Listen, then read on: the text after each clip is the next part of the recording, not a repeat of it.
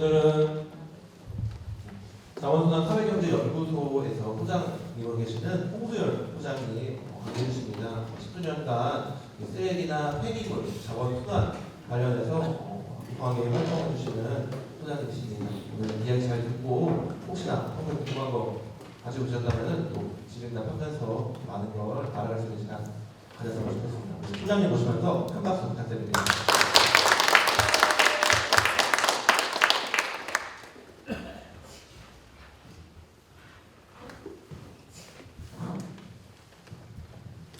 네, 안녕하세요. 반갑습니다. 오늘 2시간 강의인데 1시간 반 안으로 맞춰달라고 신부님께서 요청을 하셔서 분량이 너무 많아요. 그래서 쉬는 시간 없이 쭉 그냥 달릴 텐데요. 그냥 제 눈치 보지 마시고 볼일 보셔도 됩니다. 그냥 저 마음에 상처 안 받으니까 괜찮아요.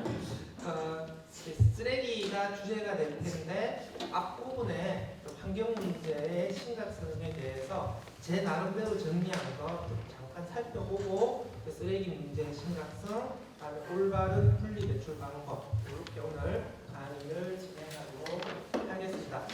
기후 위기가 가장 심각한 환경 위기이지만 기후 위기라는 것은 오늘날 우리가 직면하고 있는 여러 환경 위기 중에 하나일 뿐이다라고 하는 것이죠. 유엔에서 규정한 것은 3중 행성 위기라고 이야기를 합니다. 기후 위기, 생물 다양성 손실, 환경 오염 이 세 가지가 중첩되면서 환경 문제를 가중시키고 있다라고 하는 것이고요. 3중 행성 위기를 초래하는 가장 근본적인 것은 인간의 물질 소비가 너무 급격하게 증가를 하고 있다라고 하는 것이죠. 우리가 쓰레기 문제를 바라볼 때 발생된 쓰레기를 어떻게 치울 것인가 라고 하는 한쪽 면만 보는데 양쪽을 다 봐야 된다는 것이죠. 쓰레기가 발생을 했다라고 하는 것은 그 이전에 자원의 채굴과 생산이 일어난 것이죠. 그러니까 쓰레기가 발생을 해서 쓰레기 처리로 인한 오염이 발생했다라고 하는 것은 그 이전에 자원의 채굴과 생산으로 인한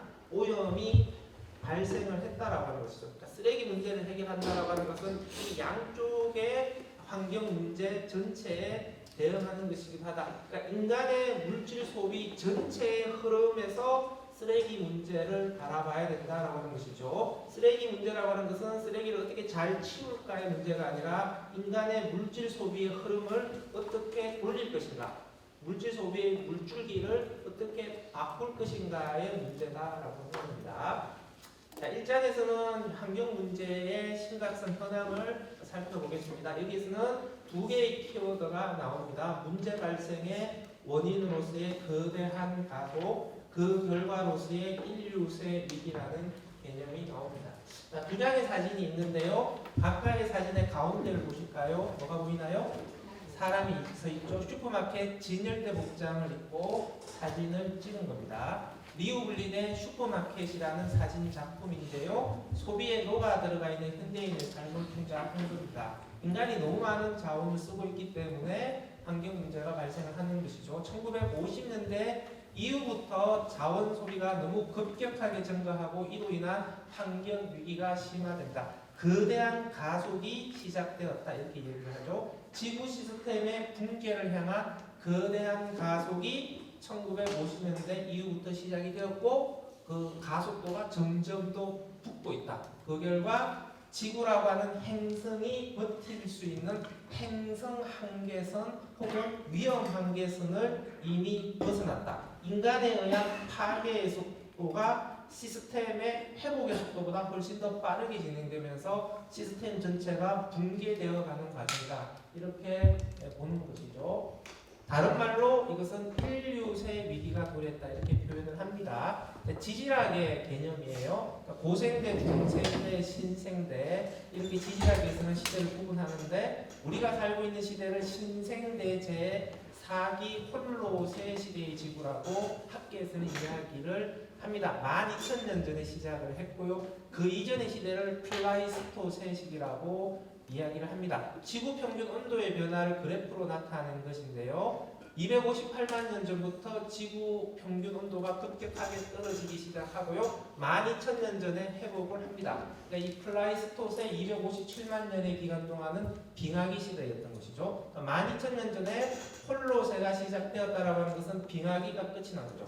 지구의 날씨가 따뜻해지면서 기후가 안정됩니다. 살기 좋은 최적의 지구 환경이 펼쳐지게 된 것인데요. 이 지구 환경이 그대로 가야 되는데 12,000년이 지난 시점에서 인간의 개입에 의해서 홀로세는 끝이 나고 인류세라는 새로운 지질학 시대가 열리게 되는데 이 시대는 대멸종으로 향해 가는 재앙의 시대의 개막이다라고 하는 것이죠. 지질학적인 새로운 시대가 열렸다라고 하는 것은 우리가 살고 있는 지층의 시대를 구분할 수 있을 만큼의 뚜렷한 변화가 일어난다. 그 변화라고 하는 것은 인간의 흔적이다. 좀 더 쉽게 얘기하면은 화석이 발견되는 거예요. 인간의 흔적을 보여주는 새로운 화석. 가장 유력한 게 뭐가 될까요? 그렇죠. 플라스틱 화석이죠. 플라스틱은 자연 상태에 존재하지 않는 물질이에요. 인간이 인위적으로 합성해서 사용하고 있는 물질인데 요놈이 쓰레기로 버려지고 일부가 녹아서 돌과 결합하면서 플라스틱 암석 혹은 플라스틱 화석이라고 하는 것들이 만들어지게 되는 것이죠. 다 수준이 높으신가요? 정답이 너무 쉽게 나오는데 그냥 감안해서 강의 진행하겠습니다.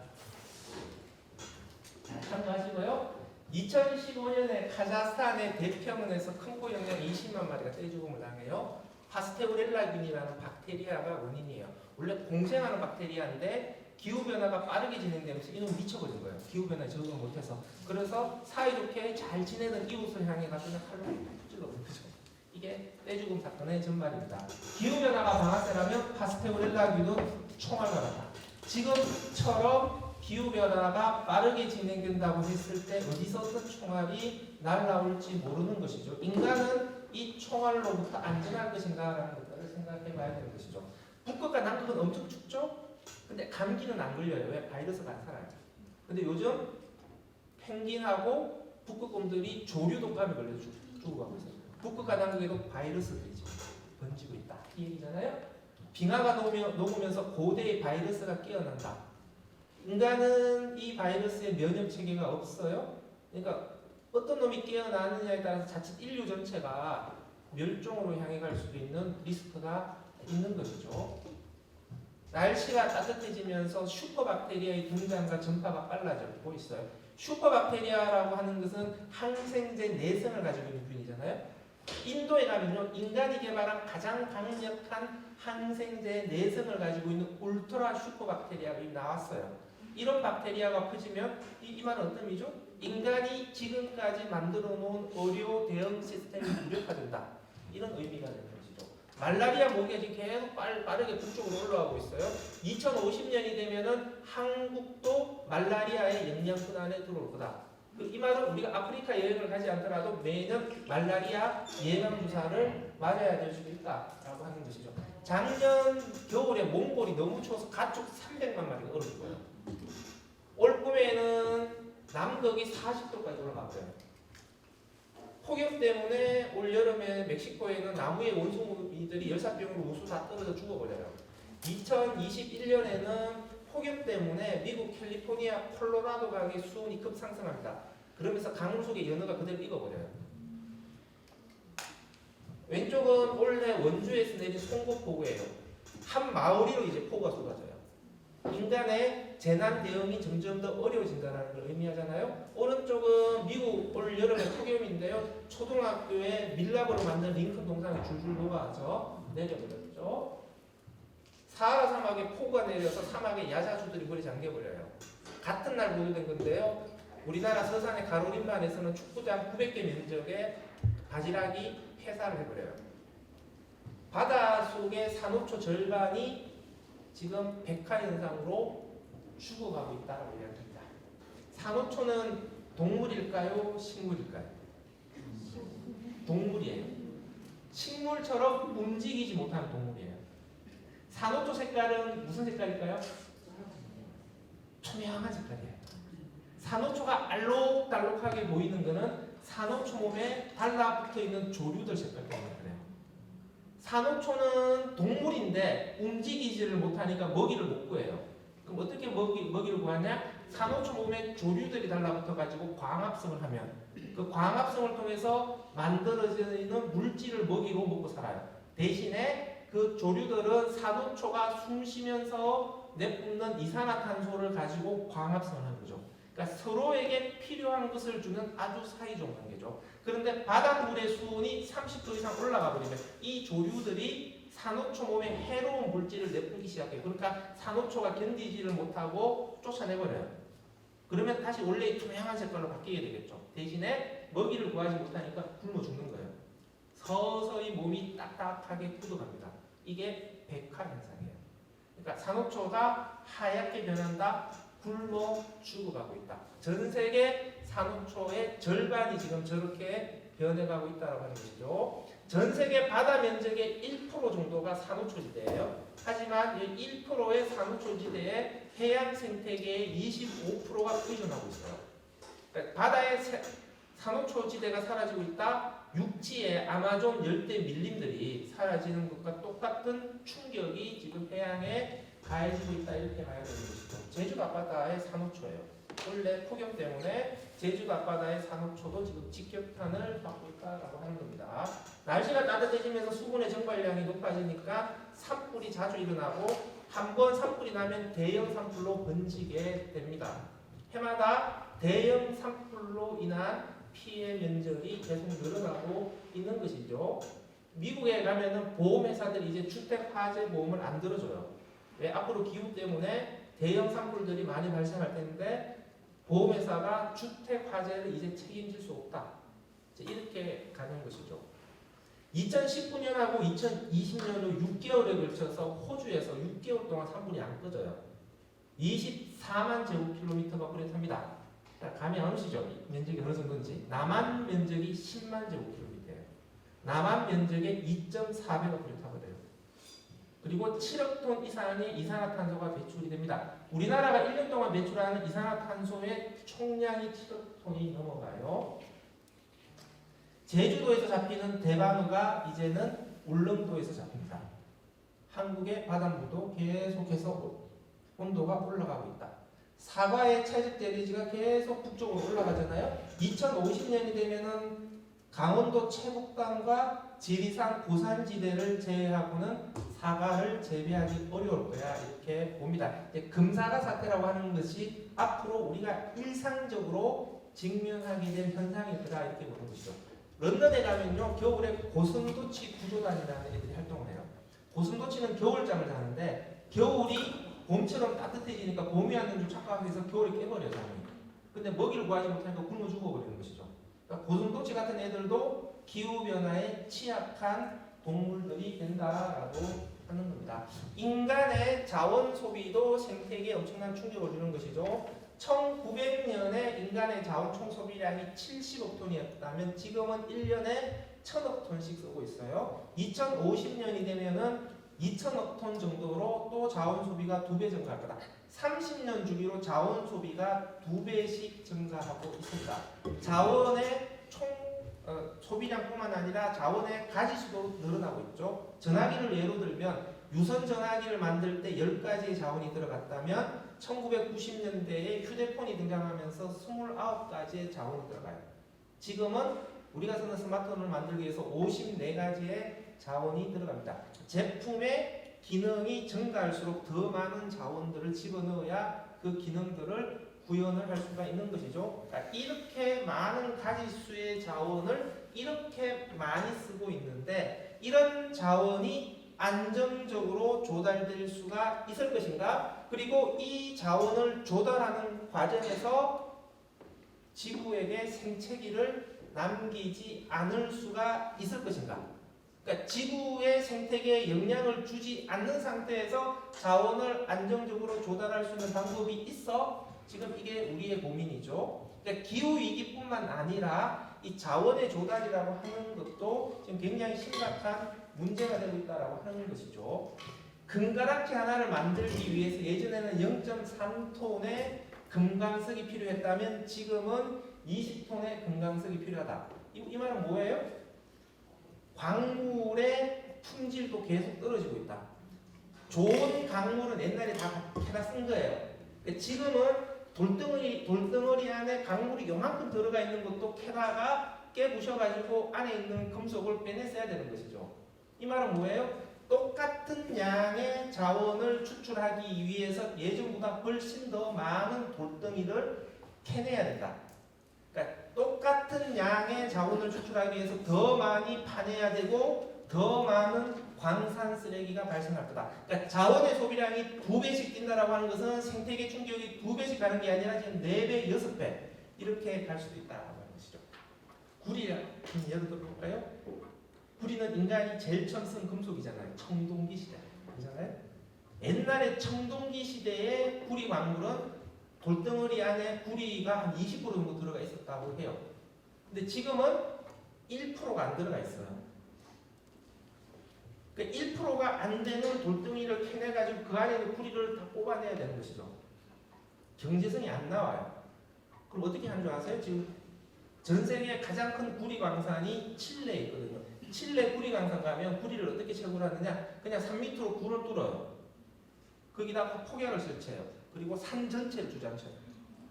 그리고 나서 컨베이어 벨트로 돌덩이를 그냥 막 빼내온 다음에 그냥 갈아서 기계로 갈아서 추출하는 거죠. 이런 방식이 아니면 채산성이 안 맞는 것이죠. 그러니까 어마어마한 규모의 우리가 상상할 수 있는 인지의 범위를 벗어난 파괴들이 일어나고 있다. 자원이 없는 나라에 살고 있는 게 어쩌면 우리나라는 축복일 수가 있는 것이죠. 오른쪽은 뭐냐면 사우디아라비아의 기름 호수예요. 산유국들 다 좋은 것 같죠. 산유국들의 생태계 파괴는 진짜 어마어마합니다. 기름을 퍼올리게 되면 그 과정에서 어마어마한 기름이 섞인 폐수가 발생한대요. 이 처리를 못해요. 그냥 가둬놔요. 그래서 시간이 지나면 지날수록 이 기름 호수가 만들어지는데 이 규모가 매년 어마어마하게 증가하고 있는 것이죠. 미국도 그 기름 나오는 곳에는 저는 기름 호수가 엄청나게 있어요. 사우디아라비아는 수도 못 마셔요. 지금 기름 호수 때문에 수돗물 전체가 기름으로 다 오염되어 버린 상황이죠. 이제 플라스틱 한번 볼까요? 왼쪽은 비닐을 묶고 죽은 스리랑카의 코끼리 사진이고요. 오른쪽은 중동의 사막에서 낙타 사체가 발견되었는데요. 낙타 사체에서 끄집어낸 비닐 뭉치예요. 축제할 때 좋다고 분위기 띄우고 있다가 풍선 날리잖아요. 하늘로 올라간 풍선이 어떻게 돼요? 빵 터지죠. 풍선 조각들이 떨어지죠. 풍선을 날린다, 쓰레기를 불붙게 하는 거예요. 그 결과 새들이 풍선 조각을 주워 먹게 되는 거죠. 비닐을 먹고 죽은 고래 위장 사진입니다. 고래나 거북이는 비닐을 삼키면 토해내지를 못해요. 그러니까 위장에 비닐이 계속 쌓여요. 그래서 위장이 비닐로 가득 찰 때까지 비닐을 삼키게 돼요. 그러면서 나중에는 먹이를 먹지 못하니까 굶어 죽게 되는 것이죠. 오른쪽 사진은 우리나라 서해에서 잡힌 악인데요. 페트병이 통째로 나왔어요. 알바트로스 새가 플라스틱 조각을 먹이로 착각해서 주워서 지 새끼한테 먹이는 거예요. 이렇게 플라스틱 조각을 먹은 새끼 알바트로스 새는 죽을 수밖에 없을 거잖아요. 오른쪽은 이렇게 죽은 새끼 한 마리 잡아서 해부해 봤더니만 거기서 끄집어낸 플라스틱 조각이에요. 제일 왼쪽에 미역이죠. 미역 옆에 바로 붙어 있는 게 플라스틱입니다. 가운데는 비닐 봉투인데요. 물에 있는 애들은 저걸 뭘로 보냐? 해파리로 봐요. 그러니까 형태상으로는 천연의 물질과 구분이 안 돼요. 여기에 흙이 묻고 물이 묻고 플랑크톤이 붙게 되면은 냄새로도 구분이 안 돼요. 그러니까 쉽게 먹이로 착각할 수밖에 없는 것이죠. 고무줄이 땅에 버려지게 되면은 새들은 그 고무줄을 지렁이로 인식한다. 그게 제 오른쪽 사진입니다. 어민들이 거물을 그냥 바다에 버려버려요. 그러니까 이 거물에 걸려서 다 죽죠. 유령이 계속 고기를 잡고 있다라고 해서 전 세계 유령업이 벌어지고 있다. 이렇게 표현을 합니다. 왼쪽은 코끼리 다리를 잘라서 탁 잡아놓은 사진이에요. 지금까지 설명드린 것들을 이 한 장의 사진이 앞쪽에서 보여주는 것이죠. 자, 플라스틱이 인간에게 어떤 영향을 미치는가 한번 볼까요? 일단 환경 호르몬 문제를 한번 보겠습니다. 환경 호르몬을 많이 들어보시잖아요. 환경 호르몬 중에서 제일 유명한 게 뭐예요? 제일 악명이 높은 거. 비스페놀, 프탈레이트. 그 막 환경 호르몬이 없는 안전한 플라스틱 그러면서 비스프리 플라스틱 이런 얘기 못 들어보셨어요? 비스프리가 뭐예요? 비스페놀 A가 들어가 있지 않는 플라스틱을 비스프리 플라스틱이라고 이야기하잖아요. 환경 호르몬이 안 들어가 있으라고 이야기하는데 비스페놀이라든지 프탈레이트 같은 환경 호르몬 물질은 플라스틱에 들어가는 첨가제라는 화학 물질의 한 종류예요. 그러니까 플라스틱의 기능을 높이기 위해서 말랑말랑하게 했다가 딱딱하게 했다가 광택이 반들반들하게 났다가 아니면 햇볕에 잘 견디게 하다 하여튼 인간이 필요로 하는 그런 기능들을 구현하기 위해서는 플라스틱에 계속 그에 맞는 화학 물질을 집어넣어야 돼요. 이런 것들이 첨가제예요. 환경 호르몬이라고 하는 것은 플라스틱에 들어가는 화학 물질 중에 한 종류다. 그러면 플라스틱에 첨가제인 화학 물질을 도대체 얼마를 쓰고 있느냐? 얼마나 쓸까요? 16,000가지 이상의 화학 물질을 쓰고 있어요. 그 중에서 4,000가지는 유해하다라고 평가받는 화학 물질이고요. 11,000가지 종류는 위험한지 위험하지 않는지 테스트 자체를 안 해본 거예요. 그러니까 우리는 비스페놀이나 프탈레이트 같은 것들만 조심하면 안전한 플라스틱이다라고 생각하는데 어불성설인 거죠. 그러니까 우리가 알지 못하는 훨씬 더 광범위하고 다양한 위험에 노출이 되어 있는 것이다. 한국 사람 42명의 피를 뽑아서 한번 검사를 해봤어요. 그런데 그 중에서 검출률이 50%가 넘어가는 화학물질, 그러니까 21명 이상의 사람의 피에서 검출되는 화학물질이 30가지가 나왔어요. 프탈레이트라든지 과부라 화합물 같은 유해하다고 알려진 환경 호르몬성 화학물질은 100% 검출이 됩니다. 42명 모두에게 나온 거죠. 그러니까 이미 한국 사람도 플라스틱에서 나온 화학물질에 피가 다 오염되어 있다라고 하는 것을 의미하는 것이죠. 플라스틱의 사용량이 점점 더 증가를 하잖아요. 배달 음식의 소비가 점점 더 증가하잖아요. 그 플라스틱에 기름기 있는 뜨거운 음식이 담겨서 배달되어 오는 거잖아요. 뜨겁고 기름기가 많으면 안에 있는 첨가제가 더 쉽게 빠져나올 수 있는 구조예요. 그러니까 배달 음식을 점점 더 절기는 구조로 하고 있다고 하는 것은 우리는 점점 더 많은 화학 물질에 노출되는 것이다. 이렇게 봐야 되는 것이죠. 여기에 대해서 미세 플라스틱 이슈가 등장을 하게 되는 것이죠. 일단 크기가 5mm 미만을 미세 플라스틱이라고 얘기하는데 다시 두 가지로 쪼갭니다. 1마이크로까지를 미세 플라스틱, 1마이크로미터 미만을 나노 플라스틱. 그래서 마이크로 플라스틱과 나노 플라스틱, 우리말로 미세 플라스틱과 초미세 플라스틱. 미세먼지가 위험해요? 초미세먼지가 위험해요? 초미세가 위험하죠? 당연히 미세 플라스틱도 초미세 플라스틱이 더 안 좋겠죠. 나노 단위의 초미세 플라스틱이 우리 몸에 들어오면 우리 몸에 쉽게 흡수될 수 있어요. 우리의 세포 크기가 나노 단위예요. 그러니까 나노 단위의 작은 조각이 들어오면 세포를 뚫고서 흡수될 수 있는 크기가 되는 것이죠. 근데 문제는 나노 단위는 너무 크기가 작아서 지금 검사 자체가 잘 안 돼요. 그래서 우리 검사해봤더니만 미세 플라스틱이 하나도 안 나왔어요 라고 하는 거 못 믿는다는 거예요. 왜? 나노 단위까지는 못 봤잖아. 나노 단위까지 들여다보게 되면은 우리가 생각하는 것보다 훨씬 더 광범위하고 심각하게 플라스틱으로 오염되어 있다라고 하는 감춰져 있는 실상들이 드러날 수가 있다. 지금까지 우리가 알고 있는 미세 플라스틱의 오염이라고 하는 것은 세 발의 피일 수도 있다. 라는 것을 이 나노 플라스틱 이슈가 보여준다. 라고 하는 것이죠. 종이컵에 뜨거운 커피를 붓잖아요. 그러면 나노 플라스틱 엄청나게 검출이 되는 거예요. 왜? 종이컵 안쪽에 비닐이 코팅되어 있잖아요. 그러니까 그 비닐로부터 미세 플라스틱이 떨어져 나오는 것이죠. 비닐은 플라스틱 중에서 그 결합력이 더 약하기 때문에 미세 플라스틱이 훨씬 더 쉽게 떨어져 나올 수 있는 구조예요. 그러니까 플라스틱 컵하고 종이컵이 있으면 종이컵이 미세 플라스틱에 훨씬 더 위험하다 라고 하는 것을 보여주는 것이죠.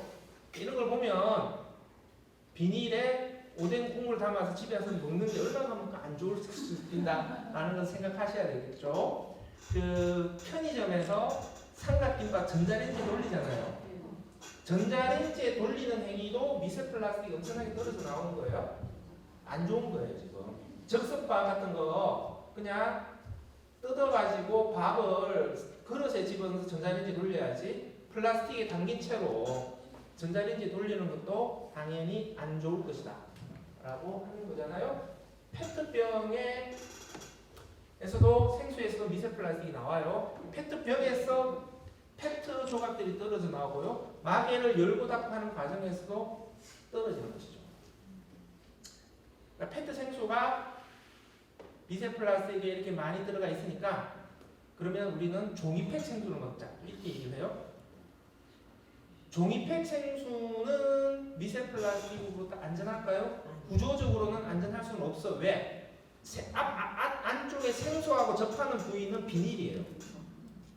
그러니까 종이팩 생수라고 해서 플라스틱과 생수가 접촉하지 않는 게 아니에요. 그러니까 관점을 어떻게 돌리냐? 생수 자체의 소비를 줄여야 돼요.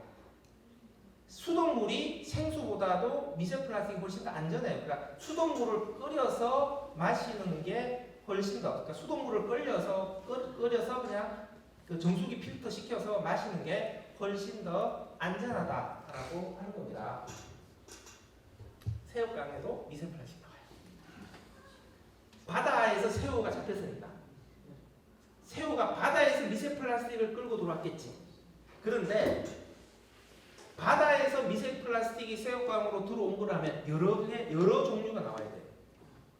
그런데 딱 한 종류만 나와요. 그게 새우깡의 비닐과 똑같은 놈이에요. 이 말은 비닐에서 계속해서 떨어져 나온다. 이걸 의미하잖아요. 그러니까 새우 때문에 새우깡에서 비닐, 미세 플라스틱 나오는 줄 착각해서 맛동산으로 갈아타봤자 미세 플라스틱은 그대로 먹을 수밖에 없다라고 하는 거잖아요. 애기똥, 어른똥 조사해보면 애기똥이 더 많이 나와요. 젖병. 플라스틱 젖병으로 애기들은 더 많이 먹잖아요. 자주. 심지어 열탕 소독도 하잖아요. 그리고 열심히 세게 흔들어주잖아요.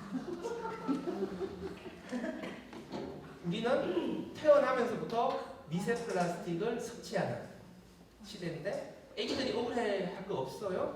나이 들어가지고 병원 가면 수액을 통해서 미세 플라스틱이 들어오고 수액의 미세 플라스틱의 멋진 점은 우리 혈액으로 바로 꽂힌다 라고 하는 것이죠.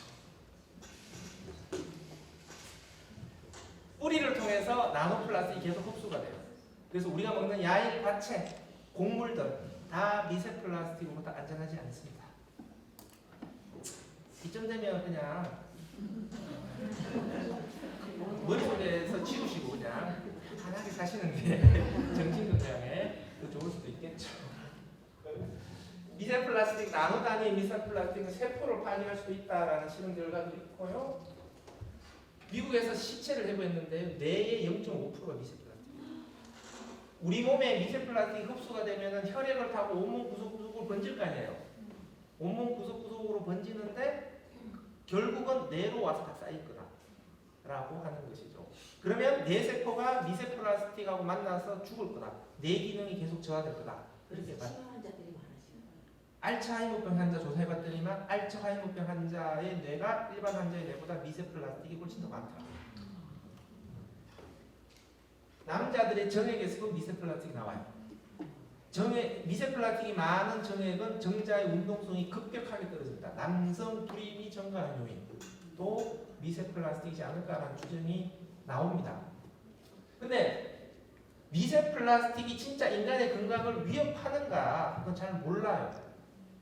잘 모른다라고 하는 것은 미세 플라스틱이 안전하다 이 얘기를 하는 게 아니고요. 지금까지의 연구 결과로는 명확한 결론을 내릴 수가 없다 이 얘기예요.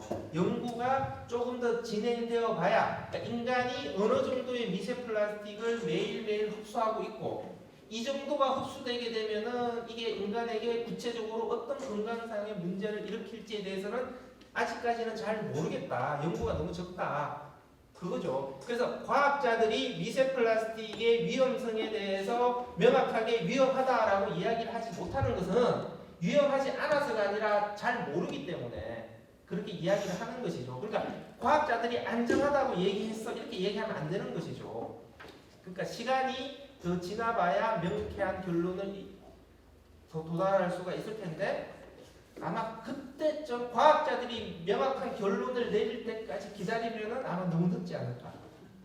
그래서 우리는 사전 예방의 관점에서 미세 플라스틱이 우리 몸에 들어오는 것을 어떻게 차단할 것인가에 대한 고민들을 해야 된다. 이런 게 바로 사전 예방의 원칙이죠. 그러니까 환경에서는 명확한 인과관계가 밝혀지지 않더라도 뭔가 위험할 것이다라고 하는 개연성만 있어도 그에 따른 조치를 취해야겠다. 그게 사전 예방의 원칙입니다. 인과성까지 다 죽는다. 먼저 발빠른 조치가 필요하다. 그래서 플라스틱과 접촉하는 우리의 현대인들의 소비 습관을 어떻게 바꿀 것인가. 그러니까 텀블러를 들고 다녀야 돼라고 하는 것도 그런 이유죠. 그런데 우리가 텀블러 들고 다닌다고 해서 모든 게 예방이 되는 게 아니죠. 결국은 생산 단계에서 생산자들의 변화가 어떻게 일어나야 될 것인가라고 하는 것들이 중요하다라고 하는 겁니다. 거대한 가속은 거대한 폭주 상태가 되어서 이제 인류세 위기를 초래한 것이죠. 지금과 같은 물질 소비는 지속 가능하지 않다. 우리 소비에 거대한 전환을 모색해야 된다. 거대한 가속에서 거대한 전환으로 가야 된다. 거대한 전환의 구체적인 모습이 탄소 중립 사회로 가야 된다. 순환 경제, 제로 웨이스트 사회로 가야 된다. 탈플라스틱 사회로 가야 된다. 이렇게 이야기를 하는 거죠. 탄소 중립 정도는 이제 다 아시죠? 탄소 중립이 뭡니까? 자, 한 문장으로 정의를 해보시오. 자, 재능 피하지 마시고 자꾸. 탄소가 제로. 그러니까 내가 배출하는 탄소만큼 탄소 배출이 줄이려고 탄소 제로.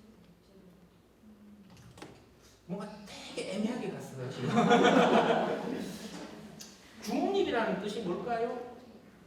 왜 탄소에 중립이라는 단어를 붙일까요? 중립이라는 것은 어떤 의미인가요? 가운데. 중립은 가운데. 가운데라고 하는 것은 누구 편도 들지 않는다라는 의미도 있지만 가운데에 있다라고 하는 것은 정지되어 있다. 움직이지 않는다. 자동차 중립기어 생각하시면 되잖아요. 앞으로도 가지 않고 뒤로도 가지 않고 딱 정지해 있을 때 중립기어 놓잖아요. 그러니까 탄소 중립이라고 하는 것은 대기 중 탄소의 농도의 변화가 정지되어 있는 상태. 그러니까 인간의 탄소 배출이 대기 중 탄소 농도 증가에 영향을 주면 안 돼. 인간이 탄소를 배출하더라도 대기 중 탄소의 농도의 변화가 일어나면 안 돼. 이게 탄소 중립이에요. 이렇게 되려면 지구가 흡수하는 양만큼만 인간이 배출하면 되는 거예요. 지구가 100을 배출하면 이 지구가 100을 흡수하면 인간이 100을 배출하면 되는 거죠. 그러면 100을 배출하면 100이 다 흡수되니까 남아있는 잔류량은 0이 되니까 농도 변화가 일어나지 않는 것이죠. 그래서 탄소 중립을 한 문장으로 다시 정리하면 지구가 흡수할 수 있는 양만큼만 인간이 탄소를 배출함으로써 대기 중 이산화탄소 농도 변화에 영향을 주지 않는 상태. 이것이 탄소 중립 상태가 되는 겁니다. 지구가 흡수하는 양만큼만 배출하게 되니까 인간의 탄소 순배출량은 0이 되죠. 이걸 뭐라 그래요? 영어로? 넷 제로라고 하죠. 그래서 탄소 중립과 넷 제로는 같은 이야기를 하는 것이다. 자, 이렇게 정리하시면 됩니다. 지금은 지구가 1년에 몇 톤을 흡수할까요? 과학자들이 얘기하는 것은 한 1년에 100억 톤 정도를 흡수할 것이다 라고 얘기를 해요. 그러면 인간은 얼마를 배출할까요? 600억 톤 정도를 배출한다고 합니다. 그러면 인간의 탄소 순배출량은 얼마? 500억 톤이죠. 그러면 탄소 중립으로 가야 된다라고 하면 지금 배출하는 탄소의 6분의 1 수준으로 배출을 해야 탄소 중립 상태로 또 도달한다. 6분의 5를 줄여. 될까요? 자, 쓰레기 문제 한번 볼까요? 쓰레기 뭘까요? 쓰레기예요. 쓰레기라는 말에서 나왔고요. 쓰레기는 쓸다에서 나왔습니다. 쓸다, 쓰레기 이렇게 변해가는 거죠. 그래서 쓰레기란 말은 청소에서 나온 더러운 물질, 쓸모가 없는 물질 두 가지 의미를 가지게 됩니다. 쓰레기 관리라는 것은 더러운 것을 빨리 치워서 깨끗한 환경을 만들어야 돼. 쓸모없는 물질을 쓸모있게 잘 활용해야 돼. 위생관리와 자원관리 두 마리 토끼를 잡는 거예요. 더러워도 괜찮으니까 제한을 잘하면 돼. 아니에요. 우리가 쓰레기를 제한을 하자라고 하는 것은 위생관리가 전제되는 겁니다. 그래서 깨끗한 마을을 만들어야 돼. 자원순환이 되는 마을을 만들어야 돼. 두 가지 과제 모두 중요한 과제다. 이렇게 정리하시면 됩니다. 쓰레기와 관련된 3대 환경 문제. 첫 번째, 쓰레기로부터 메탄이 배출되는 문제를 해결해야 돼요. 쓰레기가 썩으면서 메탄 가스가 대기 중으로 배출이 되는 것이죠. 메탄은 왜 위험합니까? 메탄은 강력한 온실가스이기 때문에 그렇죠. 메탄 1톤은 이산화탄소 몇 톤의 온실효과를 일으킬까요? 28배나 높은 온실효과를 일으킵니다. 이걸 지구온난화 지수라고 얘기하는데요. 메탄의 지구온난화 지수는 28이에요. 이산화탄소가 1이거든요. 그러니까 메탄 1톤이 배출되면 이산화탄소 28톤이 배출되는 효과가 발생을 하는 것이죠. 근데 어떤 사람은 80배를 얘기해요. 들어보셨죠? 메탄은 이산화탄소의 80배예요. 어떤 사람은 28배예요. 뭐가 맞을까요? 둘 다 맞습니다. 기준이 다 맞습니다.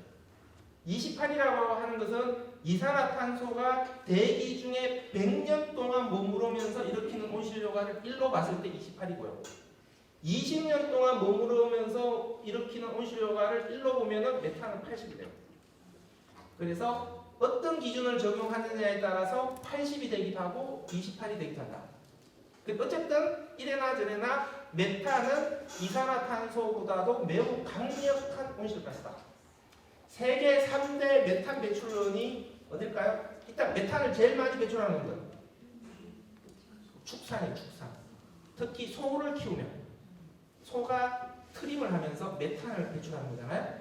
그래서 축산이 가장 많은 메탄을 배출하는 곳이에요. 두 번째가 석유나 천연가스를 채굴하는 것이에요. 그러면 땅 속에 있는 메탄들이 새어져 나옵니다. 세 번째가 쓰레기예요. 쓰레기를 매립하는 과정 아니면 쓰레기를 쌓아두는 과정에서 메탄이 배출되는 겁니다. 그래서 기후위기 측면에서 쓰레기 처리 과정에서 배출되는 메탄을 잡아야 된다. 메탄 배출이 되지 않도록 해야 된다. 음식물 쓰레기를 매립하면 안 돼라고 하는 이야기도 같은 맥락이에요. 음식물 쓰레기를 땅속에 매립하게 되면 땅속에서 썩으면서 메탄가스가 배출이 되는 것이죠. 그래서 음식물 쓰레기를 매립하면 안 돼 이렇게 이야기를 하는 겁니다. 두 번째가 투기된 쓰레기로 인한 바다 쓰레기 문제가 되는 거죠. 저소득 국가가 특히 심각합니다. 거기는 현대적인 쓰레기 관리 체계가 만들어져 있지 않기 때문에 그냥 동네에서도 쓰레기를 막 던져요. 그러면 쓰레기가 나뒹굴다가 결국은 바다로 흘러들어가는 것이죠. 플라스틱 소비량은 선진국이 훨씬 더 많은데 바다로 들어가는 플라스틱 쓰레기 양은 대부분 저소득 국가예요. 그러니까 바다로 플라스틱 쓰레기가 들어가는 것을 빨리 막으려면 국제 협력을 통해서 저소득 국가가 빨리 뭔가 선진국에서 지원을 해줘서 그 나라에서 현대적인 쓰레기 관리 체계가 작동하도록 만들어줘야 된다. 그게 바다로 쓰레기가 들어가는 총량을 줄일 수 있는 방법이 되는 것이다 라고 하는 겁니다. 세 번째가 선진국에서 재활용을 빙자해서 저소득 국가로 쓰레기가 수출이 되는 것이죠. 이 문제를 일으킨 게 크게 세 가지가 있어요. 첫 번째가 전자 폐기물, 두 번째가 플라스틱 쓰레기, 세 번째가 어류, 중고 어류라고 하는 이름으로 수출이 되는 것이죠. 이 세 가지 종류의 쓰레기가 국제적인 거래에 문제를 일으킨다. 선진국이 자기들이 처리해야 될 쓰레기를 저소득 국가로 보낸 것이죠. 하여튼 환경 정의의 문제와도 연결이 되는 것이죠. 우리의 소비가 일회용화되어 가고 있습니다. 일회용품의 사용도 증가하고요. 제품의 수명도 점점 더 짧아지고 있습니다. 패스트 패션이 대표하는 것이죠. 그러면서 소비의 총량이 증가하면서 쓰레기 문제도 심각해지는 것이죠. 우리나라는 1990년대부터 본격적으로 일회용 문화가 등장하기 시작을 합니다. 페트병에 생수를 담아서 공식적으로 팔기 시작한 게 언제인지 아세요? 1994년입니다. 그러니까 원래는 페트병 생수 판매 30주년이 되는 아주 뜻깊고 의미 깊은 해가 되는 것이죠. 일회용 컵에 커피를 담아서 테이크아웃해서 소비하기 시작한 것은 1998년에 강남역에 할리스 커피 1호점이 생깁니다. 이게 왜 그렇게 되냐면 그 신세계 백화점에서 스타벅스를 한국에 들여오기 위한 스타벅스 프로젝트를 시작해요. 그래서 직원들을 미국 시애틀 스타벅스 본사로 보내서 연수를 시켜요. 그때 IMF가 터져요. 그래서 연수 같은 직원들을 다 귀국을 시켜요. 그때 연수 같은 직원 중에서 강훈이라는 사람이 있었는데 자기가 볼 때 되게 좋은 사람이잖아요. 그런데 회사가 포기해서 내가 하지. 그래서 귀국하자마자 사표를 내고 퇴직금 받은 거 하고 친구한테 빌린 돈으로 강남역에 카페 하나를 빌려서 할리스 커피 1호점을 엽니다. 그게 우리나라의 시작이에요. 왜 할리스라고 하는 이름을 붙였을까요? 할리스라고 하는 것은 신성한 이런 뜻이에요. 그래서 할리스 커피 홈페이지 가보면 신성한 카페 공간에서 편안한 휴식을 즐기세요. 이런 의미입니다라고 구라를 쳐놓고 있어요. 강훈 대표의 인터뷰에 따르면 자기가 시애틀 연수 갔을 때 자기한테 유독 잘 웃어준 현지 여직원 이름이 할리스였어요. 그래서 그 여직원 이름을 기념해서 할리스라고 하는 이름을 붙였습니다. 할리스 성공시키고 나서 다른 사람한테 넘기고 강훈은 또 다른 프랜차이즈를 열어요. 그게 바로 카페베네예요. 카페베네는 한때 스타벅스보다 매장 수가 많았잖아요. 그래서 강훈은 한국의 커피와 이런 그 별명을 받았는데 카페베네의 끝은 안 좋았잖아요. 나중에 망해요 카페베네가. 그리고 나서 망고 주스 사업도 시작하는데 망고 주스는 완전 폭망을 해버려요. 그런데 나중에 모텔에서 자살한 채로 그런 발견입니다.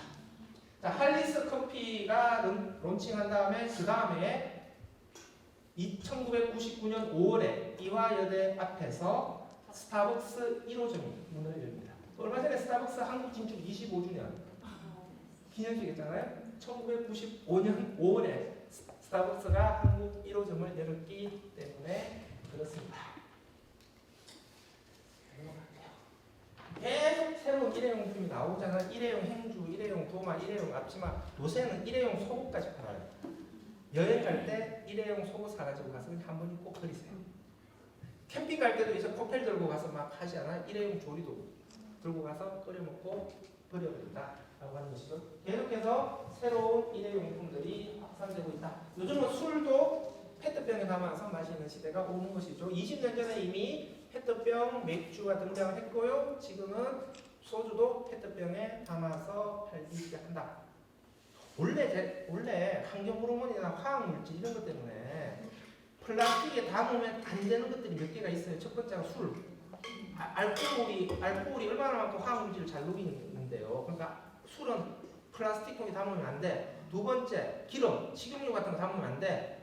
세 번째 식초 같은 거 담으면 안 돼. 그런데 우리나라 지금 죄다 다 페트병으로 다 바뀌어 갔잖아요. 유럽 가보면 올리브 기름 다 유리병에 담잖아요. 그게 이상한 거죠. 우리가 너무 막 페트병에 플라스틱에 빠져들어가고 있다고 하는 거잖아요. 한국의 1인당 연간 플라스틱 소비량은 44kg으로 세계 3위입니다. 인도 사람보다 10배 많은 플라스틱을 쓰고 있습니다. 우리나라는 1년에 2억 톤의 쓰레기가 발생하는데요. 10년 전과 비교해보면 쓰레기 발생량이 1.5배가 증가했어요. 플라스틱 쓰레기는 1년에 1000만 톤 이상 발생합니다. 10년 전과 비교해보면 2배 이상 증가했어요. 그러니까 쓰레기 발생량이 매우 빠른 속도로 증가하고 있다. 이게 한국의 쓰레기 문제에서 매우 심각한 겁니다. 쓰레기 발생량의 속도를 쓰레기 처리 시설의 증가가 따라가지 못하면 어떻게 될까요? 쓰레기가 갈 곳이 없어서 어딘가에 쌓이게 되는 것이죠. 이것을 우리는 쓰레기 대란이라고 얘기합니다. 2019년에 한국의 모습이에요. 경상북도 의성의 쓰레기산이죠. 필리핀에 쓰레기를 불법 수출했다가 적발된 사실이죠. 경기도 화성, 경기도 포천 발견된 쓰레기산입니다. 2019년 1월에 전국을 전수조사해서 이런 쓰레기산이 몇 개가 나왔을까요? 235개가 나와요. 2020년 8월 되면 356개로 증가합니다. 최종적으로 400개가 넘는 쓰레기산이 발견이 됩니다. 그러니까 쓰레기 처리 시설이 부족하니까 쓰레기 처리 가격이 급등을 하게 되고 쓰레기 불법 투기 조직이 활약을 하는 것이죠. 농촌 지역에 가서 아우 우리가 시세 더 쳐줄 테니까 우리한테 빨리 땅 빌려주세요. 그 땅 빌린 다음에 쓰레기 쌓아놓고 도망쳐버리는 것이죠. 이런 게 이제 전국에 적게 우죽순으로 발견이 되었다. 그러니까 쓰레기가 치워지지 않을 수도 있다. 그러니까 한국은 쓰레기 문제에 매우 취약한 나라다. 라고 하는 것들을 우리가 새삼스럽게 깨닫게 된 겁니다. 쓰레기 처리는 잘 되는 걸로 알고 있는데 왜 저런 문제가 발생했을까? 자, 일단 우리나라의 재활용 실태를 먼저 한번 보겠습니다. 생활 쓰레기 기준으로 2022년 기준으로 한국의 쓰레기 재활용률은 60%입니다. 그런데 오늘 명목 재활용률이고요. 실질 재활용률은 50% 정도로 보셔야 돼요. 이거는 통계의 문제예요. 종량제 봉투를 태우면 우리는 쓰레기를 쏘가겠다 그러죠.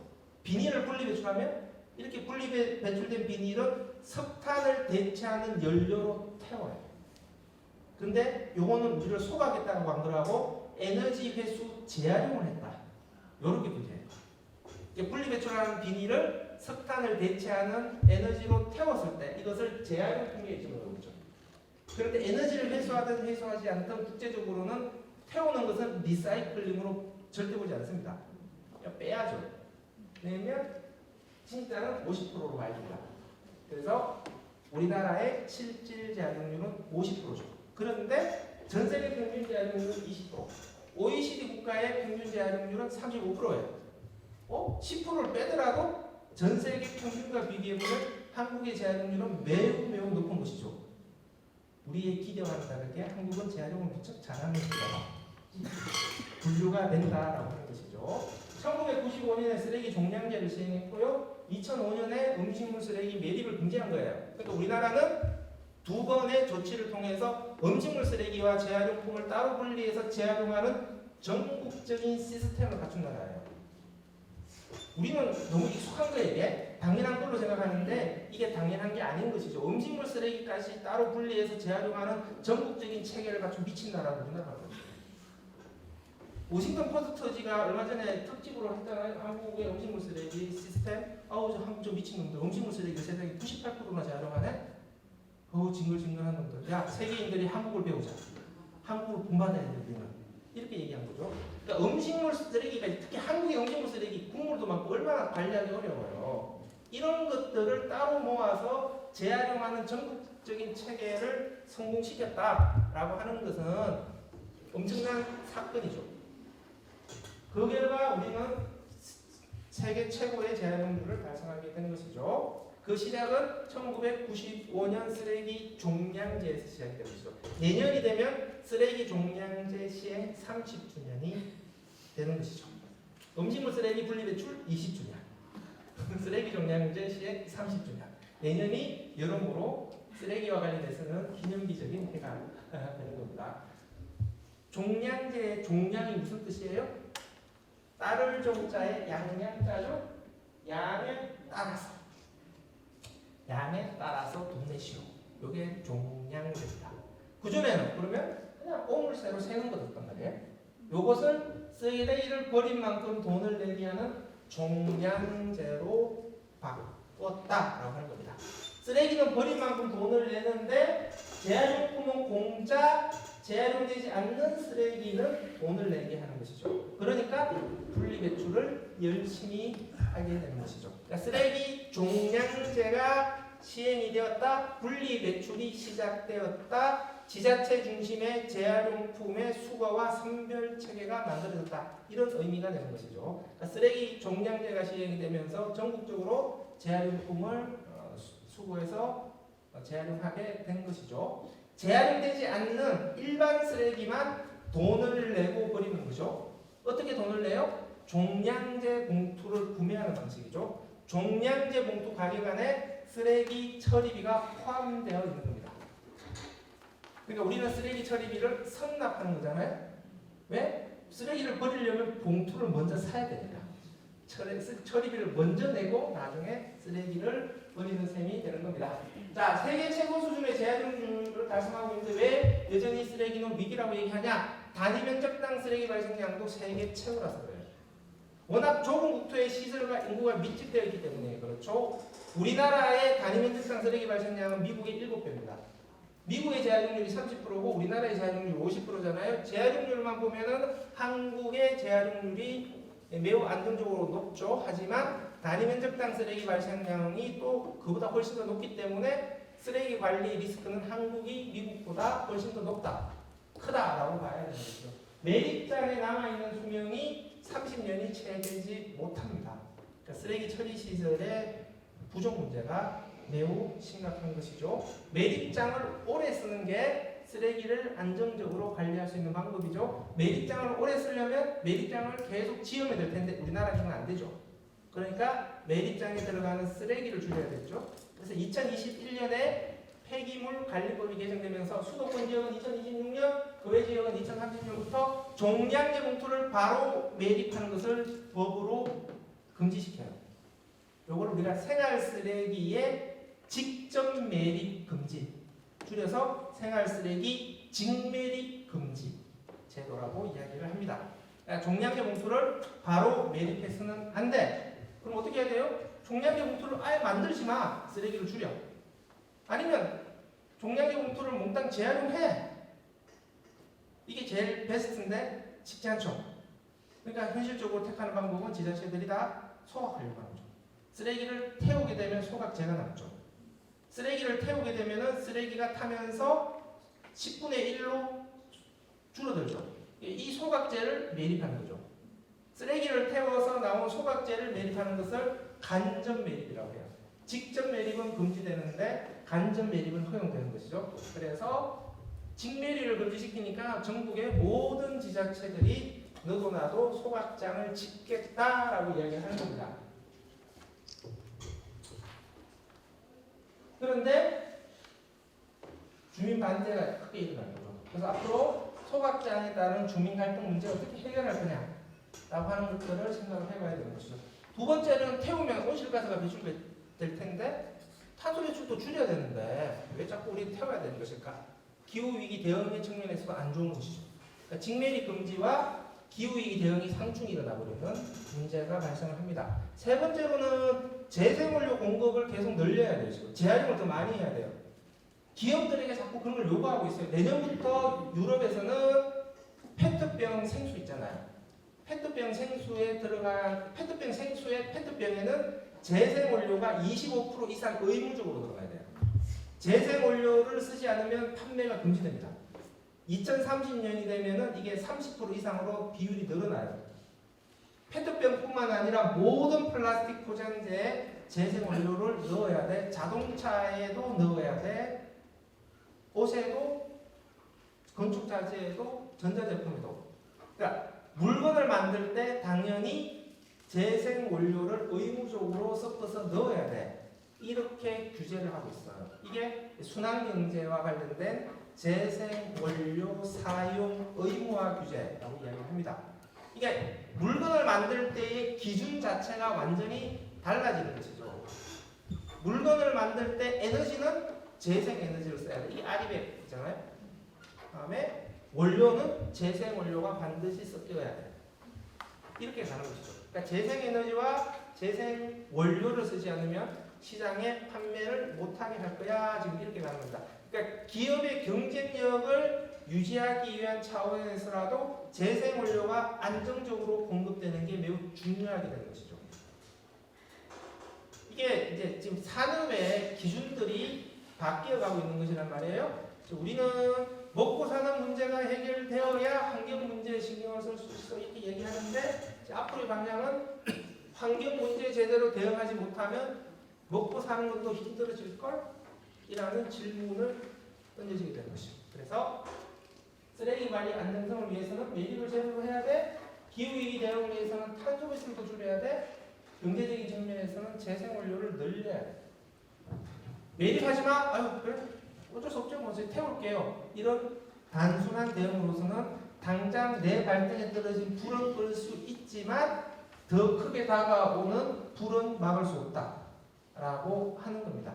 이 세 가지 문제를 모두 해결할 수 있는 조치를 고민해야 된다. 그래서 단기 대응책으로서의 소각당 확대 급급하면 안 되고 중장기 대응책으로서의 순환경제 제로 웨이스트 사회로 어떻게 갈 거냐 이걸 고민을 해야 됩니다. 그래서 3장에 이제 순환경제와 제로 웨이스트 개념을 다룰 텐데 이거 다루다가는 1시간 반 안에 못 맞춰요.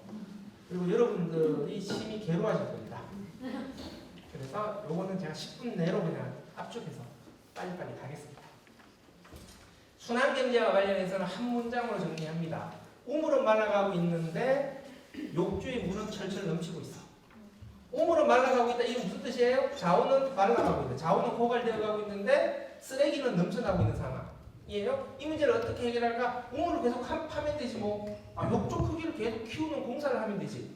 이거 안 돼. 이거는 근본적인 대응책이 될 수 없어. 그러면 근본적으로 문제를 해결하려면 제발 좀 수도꼭지 장갑.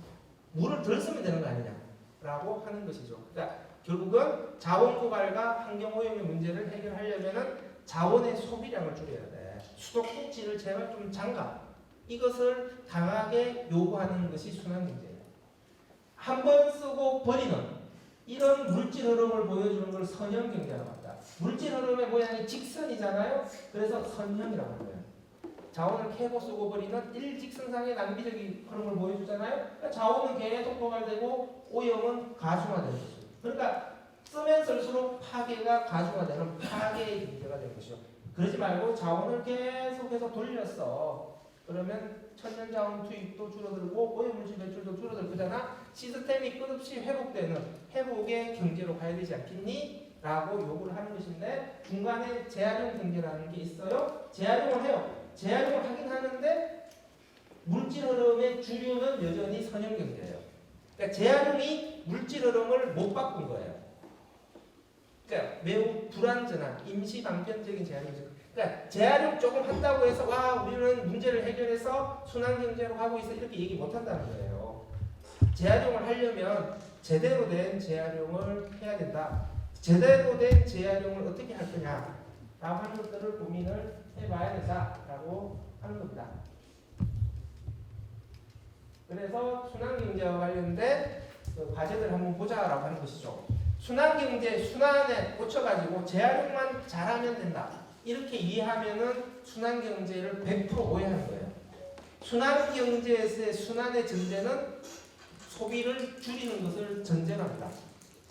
그러니까 재생 원료 중심으로 자원을 쓸 수 있어야 돼 라고 하는 거잖아요. 재생 원료만으로 우리가 필요로 하는 자원을 쓸 수가 있으려면 물질 소비 총량이 늘어나면 안 돼요. 물질 소비 총량이 늘어나 버리면 재생 원료만으로는 우리가 필요로 하는 자원을 공급받을 수가 없습니다. 끊임없이 새로운 자원들이 투입이 되어야 돼요. 그래서 재활용만으로 돌아가려면 일단 소비의 총량 자체를 줄여야 돼 라고 하는 것이죠. 그러니까 재활용이 되면 돼. 재활용이 되면 아무런 문제가 없어 라고 하는 재활용 만능주의 프레임에 빠져들면 안 된다. 이게 우리 실천의 지침을 어떻게 가냐? 재활용되니까 써도 괜찮아가 아니라 재활용이 됨에도 불구하고 불필요한 소비라면 줄일 수 있는 소비라면 줄여야 돼 라고 하는 것이죠. 막 제로 웨이스트 강의할 때 보면요, 와, 막 페트병 생수를 쫙 깔아놔요. 그러면서 페트병 생수를 마시면서 와, 소비를 줄여야죠. 제로 웨이스트 가야지. 이렇게 얘기를 하면서 수가 민망해지는 것이죠. 그러니까 사람들이 생각이 이런 것이죠. 페트병 재활용 잘 되잖아. 뭐 분리배출만 잘하면 되지 뭐. 라벨 잘 벗겨서 분리배출하면 되지. 요렇게 생각한단 말이에요.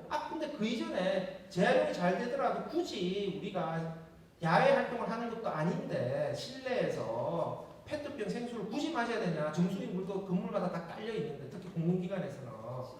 그러니까 이런 생각을 해야 비로소 우리가 순환경제 개념을 제대로 이해하고 있다. 이렇게 봐야 됩니다. 그래서 순환경제에서 가장 중요한 점은 소비의 총량을 우리는 어떻게 줄일 것인가, 불필요한 낭비를 어떻게 줄일 것인가에 대한 고민이다 하는 것이죠.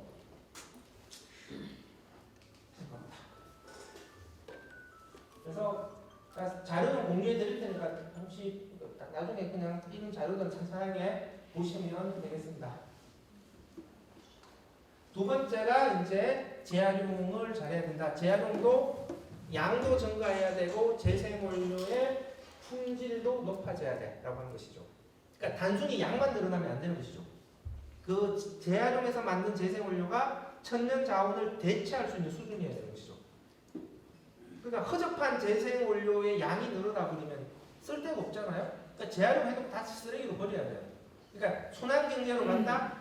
우리가 쓸 수 있는 고품질의 재생원료를 많이 만들 수가 있어야 된다. 그러니까 재활용의 양적, 질적 변화가 필요한 것이죠. 내년이 쓰레기 종량제 시행 30주년이라고 그랬잖아요. 우리가 쓰레기 종량제를 시작으로 해서 분리배출 시스템이 시작이 되는 것이죠.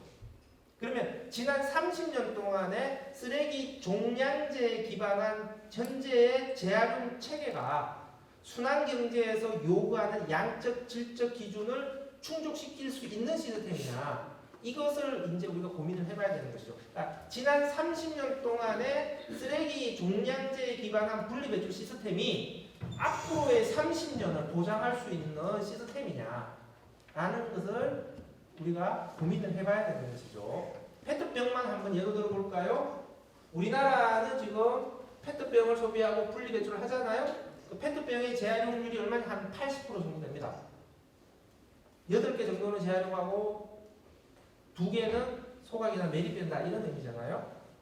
이것도 높은 수치인데 이게 그러면 이 정도 했으면 다 한 건가? 라고 하는 것이죠. 그리고 페트병이 다시 페트병으로 가야 되는데 80%가 재활용되어 있는데 대부분 섬유로 간단 말이에요. 그리고 그 섬유 중에서도 짧은 섬유, 솜으로 간단 말이에요.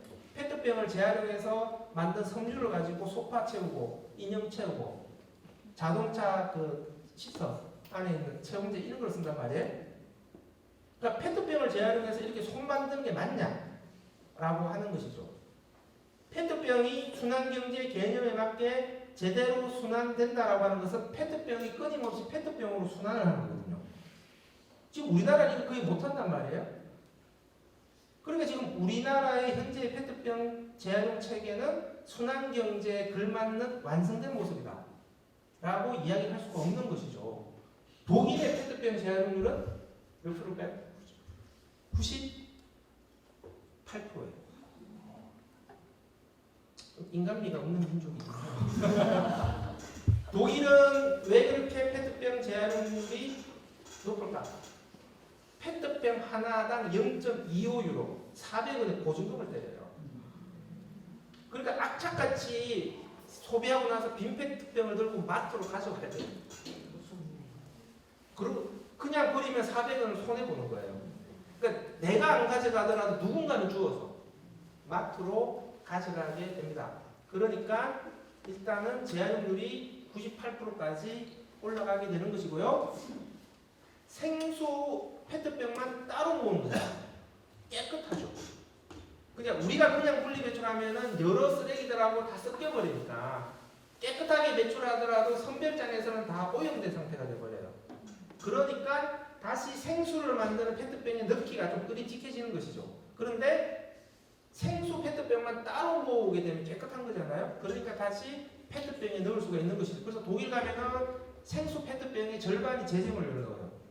이게 가능해진다라고 하는 것이죠. 그러면 그러니까 우리가 무엇을 고민해야 되는가라고 하는 방향성이 나오는 것이죠. 지금과 같은 시스템에서 우리가 좀 더 많은 불편을 더 요구하고 좀 더 많은 비용을 부담할 수 있는 좀 더 선진화된, 좀 더 고도화된 체계로 발전해 가야 된다. 지금의 상태에 우리가 만족하면 안 된다라고 하는 것들을 보여주는 것이죠. 이게 이제 순환경제의 시작된다라고 보시면 됩니다. 넘어갑니다. 네, 제로 웨이스트 개념을 한번 볼까요? 제로 웨이스트는 세 가지 제로를 이야기하는 겁니다. 쓰레기 발생량 제로, 소각 매립량 제로, 쓰레기 독성 제로. 쓰레기 발생량을 제로로 하자. 소비를 줄이자. 소각 매립을 제로로 하자. 재사용, 재활용을 늘리자. 독성을 제로로 하자. 유해 물질과 플라스틱 사용을 줄이자. 첫 번째, 두 번째를 양적 기준, 세 번째를 질적 기준이라고 합니다. 이 세 가지 기준 모두를 지키는 것이 완벽한 제로 웨이스트 실천이죠. 근데 현실에서는 어려워요. 불가능해요. 이 세 가지 기준을 완벽하게 지키는 제로 웨이스트 실천을 할 수 있는 방법은 딱 한 가지 방법밖에 없어요. 숨을 안 쉬는 거예요. 어렵죠. 그래서 이 세 가지 기준 중에서 하나의 기준만 지키면 일단 제로 웨이스트 실천에 들어온다. 그래서 레스 웨이스트에서 시작해서 제로 웨이스트를 지향한다. 이렇게 우리가 정리를 하는 겁니다. 순환경제 제로 웨이스트 시대에서 우리 소비자의 새로운 권리를 우리가 알아야 되는 것이죠. 그러니까 소비자의 의무만 생각하지 말고 소비자의 권리도 이제 우리가 주창을 해야 된다. 결국 누구를 향해서? 생산자를 향해서. 쓰레기 문제 해결과 관련해서 소비자가 지켜야 될 의무만 얘기하지 마. 우리가 이 의무를 지키기 위해서 우리의 권리도 찾아줘. 어떤 권리? 쓰레기를 배출하지 않을 권리. 이것도 나의 소비자의 권리다 라고 새롭게 규정을 하는 거예요. 쓰레기를 배출하지 않을 권리는 세 가지 권리죠. 쓰레기 없는 제품을 구매할 수 있는 권리. 그러니까 과대포장 줄여 제발 좀. 아니 과대포장 칭칭해도 과대포장으로 칭칭 감아놓은 제품을 팔면서 왜 소비자 보고 쓰레기 많이 배출한다고 얘기하냐. 말이 안 맞는 거 아니냐. 이렇게 얘기하는 것이죠. 두 번째, 수리권. Right to repair. 수리를 할 수 있는 권리. 야, 우리가 제품 고장 났을 때 수리해서 오래 쓸 수 있도록 조치를 취해줘. 세 번째, 야, 재활용될 수 있는 제품을 만들어줘야지. 분리 배출할 수 있는 권리. 이 세 가지 권리를 충족시켜 줄 수 있도록 물건 만들 때 제대로 똑바로 잘 만들어. 이게 제로 웨이스트 시대의 새로운 소비자의 권리가 되는 것이죠. 그러니까 소비자 권리를 위해서 생산자의 의무가 생성이 되는 것이고, 생산자들이 이런 의무를 제대로 지키고 있는지를 소비자는 정확하게 알아야 되겠죠. 그래서 생산자들은 소비자에게 정확한 정보를 제공을 해줘야 되는 것이죠. 정확한 정보를 제공하지 않고 소비자를 기만하는 마케팅을 하게 되면 이게 뭐예요? 내자로? 사기. 내자로 있잖아요. 내자. 사기꾼? 그린워싱. 그린워싱, 이거 우리말로 녹색 사기. 사기는 맞아요. 그래서 소비자, 생산자들이 그린워싱을 하면 안 돼. 녹색 사기를 소비자 대상으로 치면 안 돼. 이렇게 하는 거예요. 자, 우리 시민은 무엇을 할 수 있을까? 우리 시민 개인의 실천이 있을 거고 시민의 행동이 있는 것이죠. 우리가 할 수 있는 건 열심히 해야 되는 것이죠. 근데 우리가 할 수 있는 걸 열심히 한다고 해서 세상이 바뀌냐? 그렇지는 않은 것이죠. 시스템의 문제가 있는 것이죠. 시스템이 바뀌지 않는 상황에서 소비자들 혹은 시민들 개인이 할 수 있는 행동은, 실천은 극히 제한적입니다. 장바구니를 열심히 들더라도 가정에서 배출되는 비닐의 양은 줄어들 수가 없어요. 장바구니 안이 이미 비닐로 가득 차기 때문에 그렇습니다. 지금의 장바구니의 역할은 장바구니 안에 들어가 있는 비닐을 은폐하는 도구가 되는 것이죠.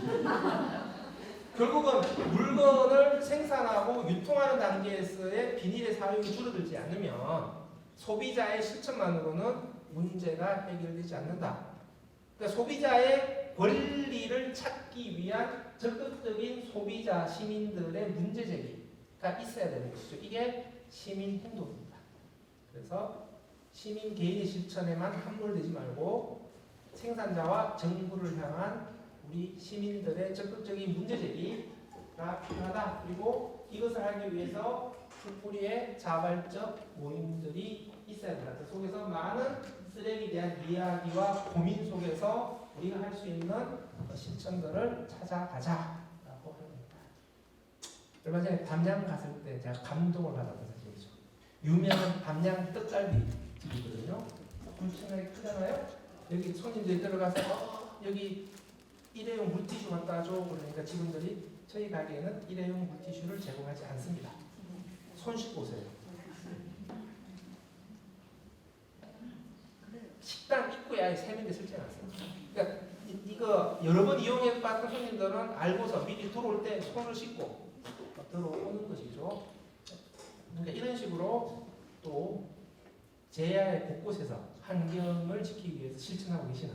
화장실에 휴지 없어요. 옷장가 박서요.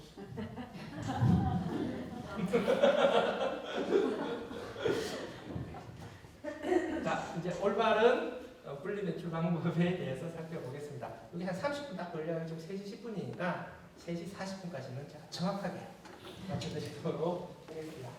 일단 용어부터 정리해볼까요? 분리수거, 분리배출. 우리가 자꾸 분리수거를 열심히 하려고 그래요. 분리수거를 열심히 하시면 안 돼요. 분리수거는 지자체가 하는 거예요. 우리는 그냥 분리배출을 열심히 하셔야 돼요. 그리고 지자체가 분리수거를 똑바로 하도록 요구를 하셔야 돼요. 분리수거를 하러 가자라고 하는 것은 매우 이상한 용어입니다. 분리배출 표시는 어떤 의미입니까? 분리배출 표시는 두 가지 의미예요. 분리배출하면 재활용하겠다는 정부와 생산자의 약속이에요. 두 번째, 우리가 물건을 사면서 재활용 비용을 지불했다 이런 의미도 있어요. 생산자 책임 재활용 제도, EPR 제도라고 하는 게 있어요. 그러니까 생산자에게, 그러니까 페트 생수 회사들한테 페트병의 재활용 책임을 부여한 거예요. 그러면 생수 회사들은 재활용 책임을 어떻게 이행하냐? 생수 팔면서 생수 가격에 재활용 비용을 포함시키는 거예요. 그러니까 소비자들로부터 재활용 비용을 걷는 거예요. 물건 팔면서. 그래서 이 돈을 가지고 재활용 업체를 지원을 해주는 거예요. 이것으로 생산자의 재활용 책임은 이행되었다. 이렇게 봅니다. 생산자 책임 재활용 제도가 적용되는 포장지에는 분리배출 표시가 의무예요. 그러니까 분리배출 표시가 되어 있다라고 하는 것은 뭐예요? 내가 물건 사면서 재활용 비용을 지불했겠구나. 이런 의미가 있는 것이죠. 물건 사면서 재활용 비용을 지불했으니까 쓰레기로 버릴 때는 공짜로 배출해야죠. 물건 사면서 돈 내고 쓰레기 버릴 때 돈 내고 하면 이중 부담이잖아요. 소비자가 허구된 거죠. 얼마나 속설해요. 안 돼요. 그래서 공짜로 배출을 할 수 있어야 되는 거죠. 그러니까 저 분리배출 표시는 공짜로 분리배출할 수 있는 소비자의 권리를 표시한 거예요. 분리배출은 소비자의 의무이면서 동시에 소비자의 권리다. 이것을 선언해 준 그런 표시가 되는 겁니다. 그러면 이제 쓰레기 쪽에 관심이 많으신 분은 추가 질문이 들어올 거예요. 분리배출 표시가 된 것들 중에서도 실제 재활용 안 되는 거 많지 않냐? 있어요. 그러면 분리배출하는 게 맞아? 제 대답은 알게 뭐라고. 그거는 뭐 소비자가 알 필요가 없는 문제다. 일단 분리배출 표시가 되어 있는 것들 중에서도 어떤 놈은 재활용이 되고 어떤 놈은 재활용이 안 돼라고 이야기하는 순간 소비자의 혼란이 엄청나게 커져버려요. 분리배출 표시의 신뢰성이 다 망가져버려요. 그러니까 분리배출 표시는 그냥 분리배출하면 되는 것이다. 이렇게 단순하게 메시지가 전달돼야지 여기서 다시 소비자가 판단을 해야 됩니다. 라고 얘기하면 안 되는 것이죠. 다음 두 번째, 생산자 책임 재활용 제도에서 분리배출하는 것까지가 소비자의 역할이에요. 분리배출한 다음에 이것을 가지고 재활용하는 것은 생산자의 책임이란 말이에요. 그 책임의 분화가 되어 있는 것이죠. 역할 분담. 그러니까 분리배출 표시가 되어 있는 것들 중에서도 분리배출이 되면 재활용이 안 된다. 그럼 우리는 어떻게 생각해야 되냐? 우리가 분리배출까지 해줬음에도 불구하고 재활용하지 않은 생산자의 책임을 따져야 되는 문제지 소비자가 분리배출을 잘못한 것이다. 이렇게 이야기를 하면은 제도의 발전이 망가진다. 그러니까 제도가 원래 취지대로 발전되게 하려면은 우리가 분리배출을 하면서 계속적으로 재활용이 되지 않는 것들은 재활용이 될 수 있는 조치를 취하도록 생산자에게 요구하는 것이 맞다. 이렇게 우리가 생각하셔야 됩니다. 자, 요거는 종량제 봉투로 버려라 라고 하는 표시가 되는 거예요. 자, 요거는요, 분리배출 표시 밑에 재활용 어려움이라고 하는 표시가 있는 거. 이걸 진짜 사람들이 많이 헷갈려요. 재활용 어려움이니까 종량제 봉투겠구나. 이렇게 생각하신단 말이에요. 근데 종량제 봉투로 버려라 라고 할 것은 이 표시 쓰죠. 왜 번거롭게 이 표시를 써요? 그러니까 이 표시가 있음에도 불구하고 이 표시가 있다라고 하는 것은 밑에 표시는 종량제 봉투로 버려라 라고 하는 의미가 아니다. 그러면 재활용 어려움이라고 하는 게 뭐예요? 라는 거잖아요. 재활용이 어렵다라고 하는 것은 재활용이 물리적으로 불가능합니다. 이 의미가 아니에요. 어렵다라고 하는 것이 불가능하다 이 의미가 아닙니다. 재활용을 더 잘할 수 있는 것을 방해합니다. 재활용은 될 수도 있는데 더 잘해야 되는데 더 잘해야 되는 것을 좀 방해하는 겁니다.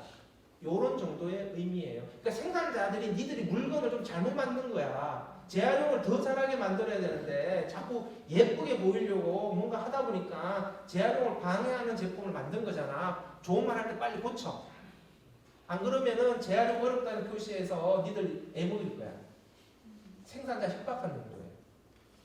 소비자 보고 종량제 봉투로 버려라 이런 의미가 아니고요. 성당 다니시는 분들이 잘 모를 수도 있겠네. 그 컨디션 아시죠? 컨디션 숙취 해소제. 그 컨디션 병 보면 분리배출 표시 밑에 재활용 어려움이라고 적혀 있어요. 그러니까 녹색 유리병인데요. 녹색 유리병은 재활용 잘 돼요. 재활용 어려움 표시 붙은 건 마비 때문에. 컨디션 마개는 알루미늄 마개에다가 플라스틱이 씌워져 있죠. 이놈은 알루미늄으로도 재활용을 못하고 플라스틱으로도 재활용 못해요. 이게 요새 그런 게 많아졌죠. 그런데 그런 데는 다 재활용 어려워요. 분리배출 하라니까요. 장애인 분리배출. 그 뒷부분 제가 설명드릴 테니까.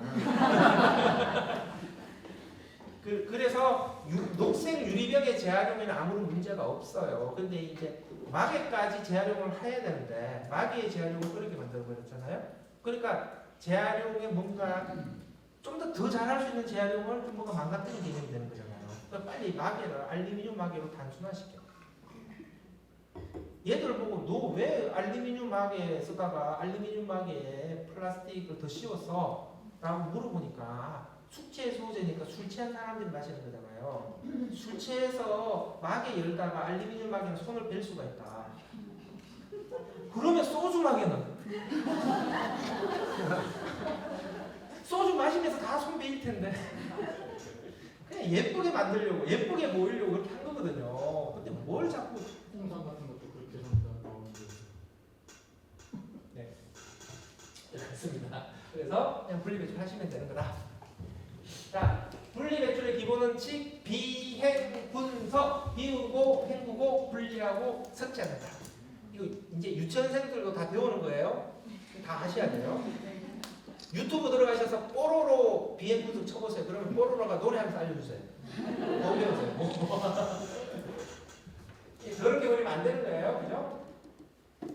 플라스틱은 재질별로 선별이 되어야 재활용됩니다. 자, 재질별 플라스틱은 여러 재질이 있는 거죠. 페트, PE, PP, PS, 스티로폼, 비닐로 이렇게 쭉 있는 거잖아요. 플라스틱은 재질별로 녹는 온도가 달라요. 그러니까 플라스틱을 녹여서 재활용하는 거거든요. 그러니까 재질별로 녹는 온도가 다르니까 플라스틱을 재활용하려면 같은 재질끼리 모아서 같은 온도에서 녹여야 재활용이 됩니다. 그래서 플라스틱을 재활용한다라고 하는 것은 현재는 같은 재질끼리 선별한다, 모은다 이런 의미가 있는 것이죠. 우리는 플라스틱 재질별로 분리배출을 하지 않잖아요. 그죠? 그러면 누가 하냐? 선별장에서 재질별로 골라냅니다. 그러니까 컨베어 벨트 위에서 재질별로 골라내어야 되니까 부피가 작으면 작을수록 골라내기 어렵다. 그래서 부피가 작은 놈들은 선별이 어렵기 때문에 재활용이 안 될 가능성이 높아진다. 대개 성인 손바닥 기준으로 반, 성인 손바닥의 반보다 크기가 작아지면은 선별장에서 대응하기가 어려워진다. 이렇게 대략적인 기준을 제시를 하는 겁니다. 그러니까 볼펜이나 빨대 같은 것들요, 이런 것들은 당연히 선별을 하기가 어려운 것이죠. 그러면 이렇게 부피가 작은 놈들은 어떻게 해야 될까요? 따로 모아줘야 뭔가 재활용이 되는 것이죠. 따로 모을 수 있는 시스템을 마련을 해야 된다. 부피가 작아지면은 재활용 선별이 어려워진다고 그랬잖아요. 그래서 비닐을 딱지 접지 마라 라고 하는 것도 이런 이유 때문에 그런데요. 요거는 그때 다릅니다. 아파트는 딱지를 접어도 괜찮아요. 왜? 아파트는 비닐만 따로 버리잖아요. 비닐만 따로 모으니까 비닐을 다시 선별할 필요가 없어지잖아요. 그러니까 딱지를 접든 딱지를 피든 관계가 없다. 주택가가 문제예요. 주택가는 컨베어 벨트 위에서 비닐을 선별해야 돼요. 손으로 선별할 수도 있는데 아니면 공기로 빨아들이기도 해요. 딱지를 접으면 공기로도 안 빨려 들어가요. 그래서 주택가는 딱지 접지 마세요. 그렇죠? 알루미늄 캔은 세로로 세워서 납작하게 밟아버려야 돼요. 부피가 아주 작아지죠. 자석에도 안 붙잖아요. 선별하기가 곤란해져요. 아주 곤란해져요. 그래서 알루미늄 캔은 저렇게 납작하게 밟는 게 안 좋습니다. 그냥 씻어서 원형 그대로 배출하는 게 좋고요. 나는 무슨 일이 있어도 밟고 싶다 이런 분이 있어요. 그런 경우에는 어떻게 해요? 적당히 밟으셔야 돼요. 자, 배터리 가지고 옆면을 살짝 밟아주는 방식으로 가시면 됩니다. 자, 종이. 종이는 물에 풀려야 재활용돼요. 안 풀리는 놈은 재활용이 어렵죠? 일단 비닐이 코팅되면 물에 풀리는 것을 방해하는데 한쪽 면만 코팅이 되어 있는 것은 괜찮아요. 요런 종이컵은 안쪽에만 비닐이 코팅되어 있어 이걸 단면 코팅 비닐이라고 그래요. 그러니까 요런 놈들은 폐지로 분리 배출해도 괜찮아요. 그런데 패스트푸드점에서 콜라 담는 컵 있죠. 아이스 음료잖아요. 얼음을 넣잖아요. 그러니까 얼음을 넣으니까 바깥에도 물이 맺히죠. 종이면 눅눅해지잖아요. 그러니까 바깥에도 비닐을 발라요. 그러니까 양면 코팅이죠. 그러니까 양면 코팅은 종이로 배출하면 재활용이 안 되는 겁니다. 자, 요런 종이 용기도 단면 코팅이죠. 컵라면 종이 용기 있죠. 컵라면 종이 용기도 단면 코팅이에요. 그러니까 컵라면 종이 용기도 세척만 잘하시면은 그냥 폐지로 분리 배출하셔도 됩니다. 근데 이 투게더 같은 아이스크림 담은 종이 용기는 양면에 비닐이 코팅되어 있으니까 쓰레기다라고 하는 것인데 혹시라도 모르니까 찢어 보시면 명확하게 알 수가 있습니다. 이게 코팅이 어떻게 되어 있는지가 아리까리하다 그러면 찢어보는 습관을 가지시면 되는 것이죠. 전단지 자꾸 재활용 안 된다라고 쓰레기로 버리시는 분들 계세요. 전단지도 찢어 보셔야 돼요. 그냥 잘 찢어지면 그냥 폐지로 분리 배출하시면 되고 대부분은 잘 찢어지는 전단지 써요. 요즘은 비닐 코팅 잘 안 합니다. 전단지에 비닐 코팅하는 것도 다 돈이에요. 길거리에 뿌리는 전단지에 왜 그 비싼 돈 들여가지고 비닐 코팅해요. 그래서 웬만해서는 비닐 코팅하지 않는다. 그래서 전단지라고 해서 무조건 쓰레기다 이렇게 생각하시면 안 된다라고 하는 겁니다. 감열지와 감압지는 재활용이 안 되는데요. 택배 배송장, 신용카드 영수증, 번호표, 주차권, 로또용지, 그다음에 승차권 이런 게 있잖아요. 기계에서 삐리 하면서 뽑혀서 나오는 것도 있죠. 이런 애들은 다 감열지다 생각하시면 됩니다. 얘들은 쓰레기 폐지로 재활용이 어렵다라고 생각하면 돼요. 세 번째, 알루미늄이 코팅되어 있는 경우. 그래서 감자칩통이 재활용이 안 돼요. 안에 알루미늄이 발라져 있잖아요. 저것을 폐지로 배출하고 싶으면 시간 나실 때 알루미늄을 뜯어내시면 취미생활을 즐기시면 된다. 은박지 종류도 모두 재활용이 안 됩니다. 알루미늄 코팅되어 있죠. 종이 호일, 유산지, 왁스 종이 요 놈도 재활용이 되지 않습니다. 종이 호일은 종이에 실리콘이 코팅되어 있는 제품이에요. 그러니까 생선을 구울 때 프라이팬 위에 종이 호일을 깔고서 생선을 구우면 프라이팬의 그 뜨거운 열에서 실리콘이 미세 플라스틱으로 떨어져 나오겠죠. 그래서 미세 플라스틱으로 코팅된 생선을 드시고 싶으면 그렇게 하시면 됩니다. 우리 집에서도 그렇게 생선을 굽고 있길래 제가 미세 플라스틱이 나다 하고 친절하게 설명을 드릴 때만 우리 와이프가 제발 좀 닥치고 먹어라 그러니까 대안을 제시하지 않는 문제 제기는 잔소리에 불과하다. 키친타월, 미용 티슈, 냅킨, 핸드타월 얘들도 재활용이 안 돼요. 화장지는요 물에 들어가면 빨리 풀려야 되죠. 왜? 그래야 변기 안 막히잖아요. 핸드타월, 키친타월은 물기가 있는 것을 닦는 용도죠. 그러니까 물기 들어왔을 때 풀려버리면 안 돼요. 그래서 얘들은 물에 안 풀리는 약품을 쓸 거예요. 습기에 강해요. 그래서 얘들을 습기에 강한 종이라고 그래서 습강지라고 해요. 그리고 당연히 물에 잘 안 풀리니까 일반 폐지하고 같이 재활용이 안 되는 거예요. 그래서 쟤들도 쓰레기다. 핸드타올만 따로 모으면 돼요. 유한 킴벌리에서 핸드타올을 따로 모아서 재활용하는 캠페인을 합니다. 자, 종이팩 많이 들어보셨을 거예요. 종이팩은 양면에 비닐이 코팅되어 있기 때문에 당연히 페이지에서 끼면 재활용이 안 됩니다. 그죠? 종이팩도 두 가지가 있어요. 일반 팩과 멸균팩. 양면에 비닐이 코팅되어 있는 우유팩이 일반 팩이에요. 멸균팩은 여기에 알루미늄이 하나 더 발라져 있는 것이죠. 알루미늄은 공기와 빛을 차단하는 역할을 해요. 차단성이 아주 좋아요. 그러니까 멸균팩은 음료를 멸균한 다음에 집어넣고 밀봉을 해버리면 차단성이 너무 좋아서 세균이 침투를 못해요. 그래서 냉장고에 보관을 하지 않아도 음료가 상하지 않습니다.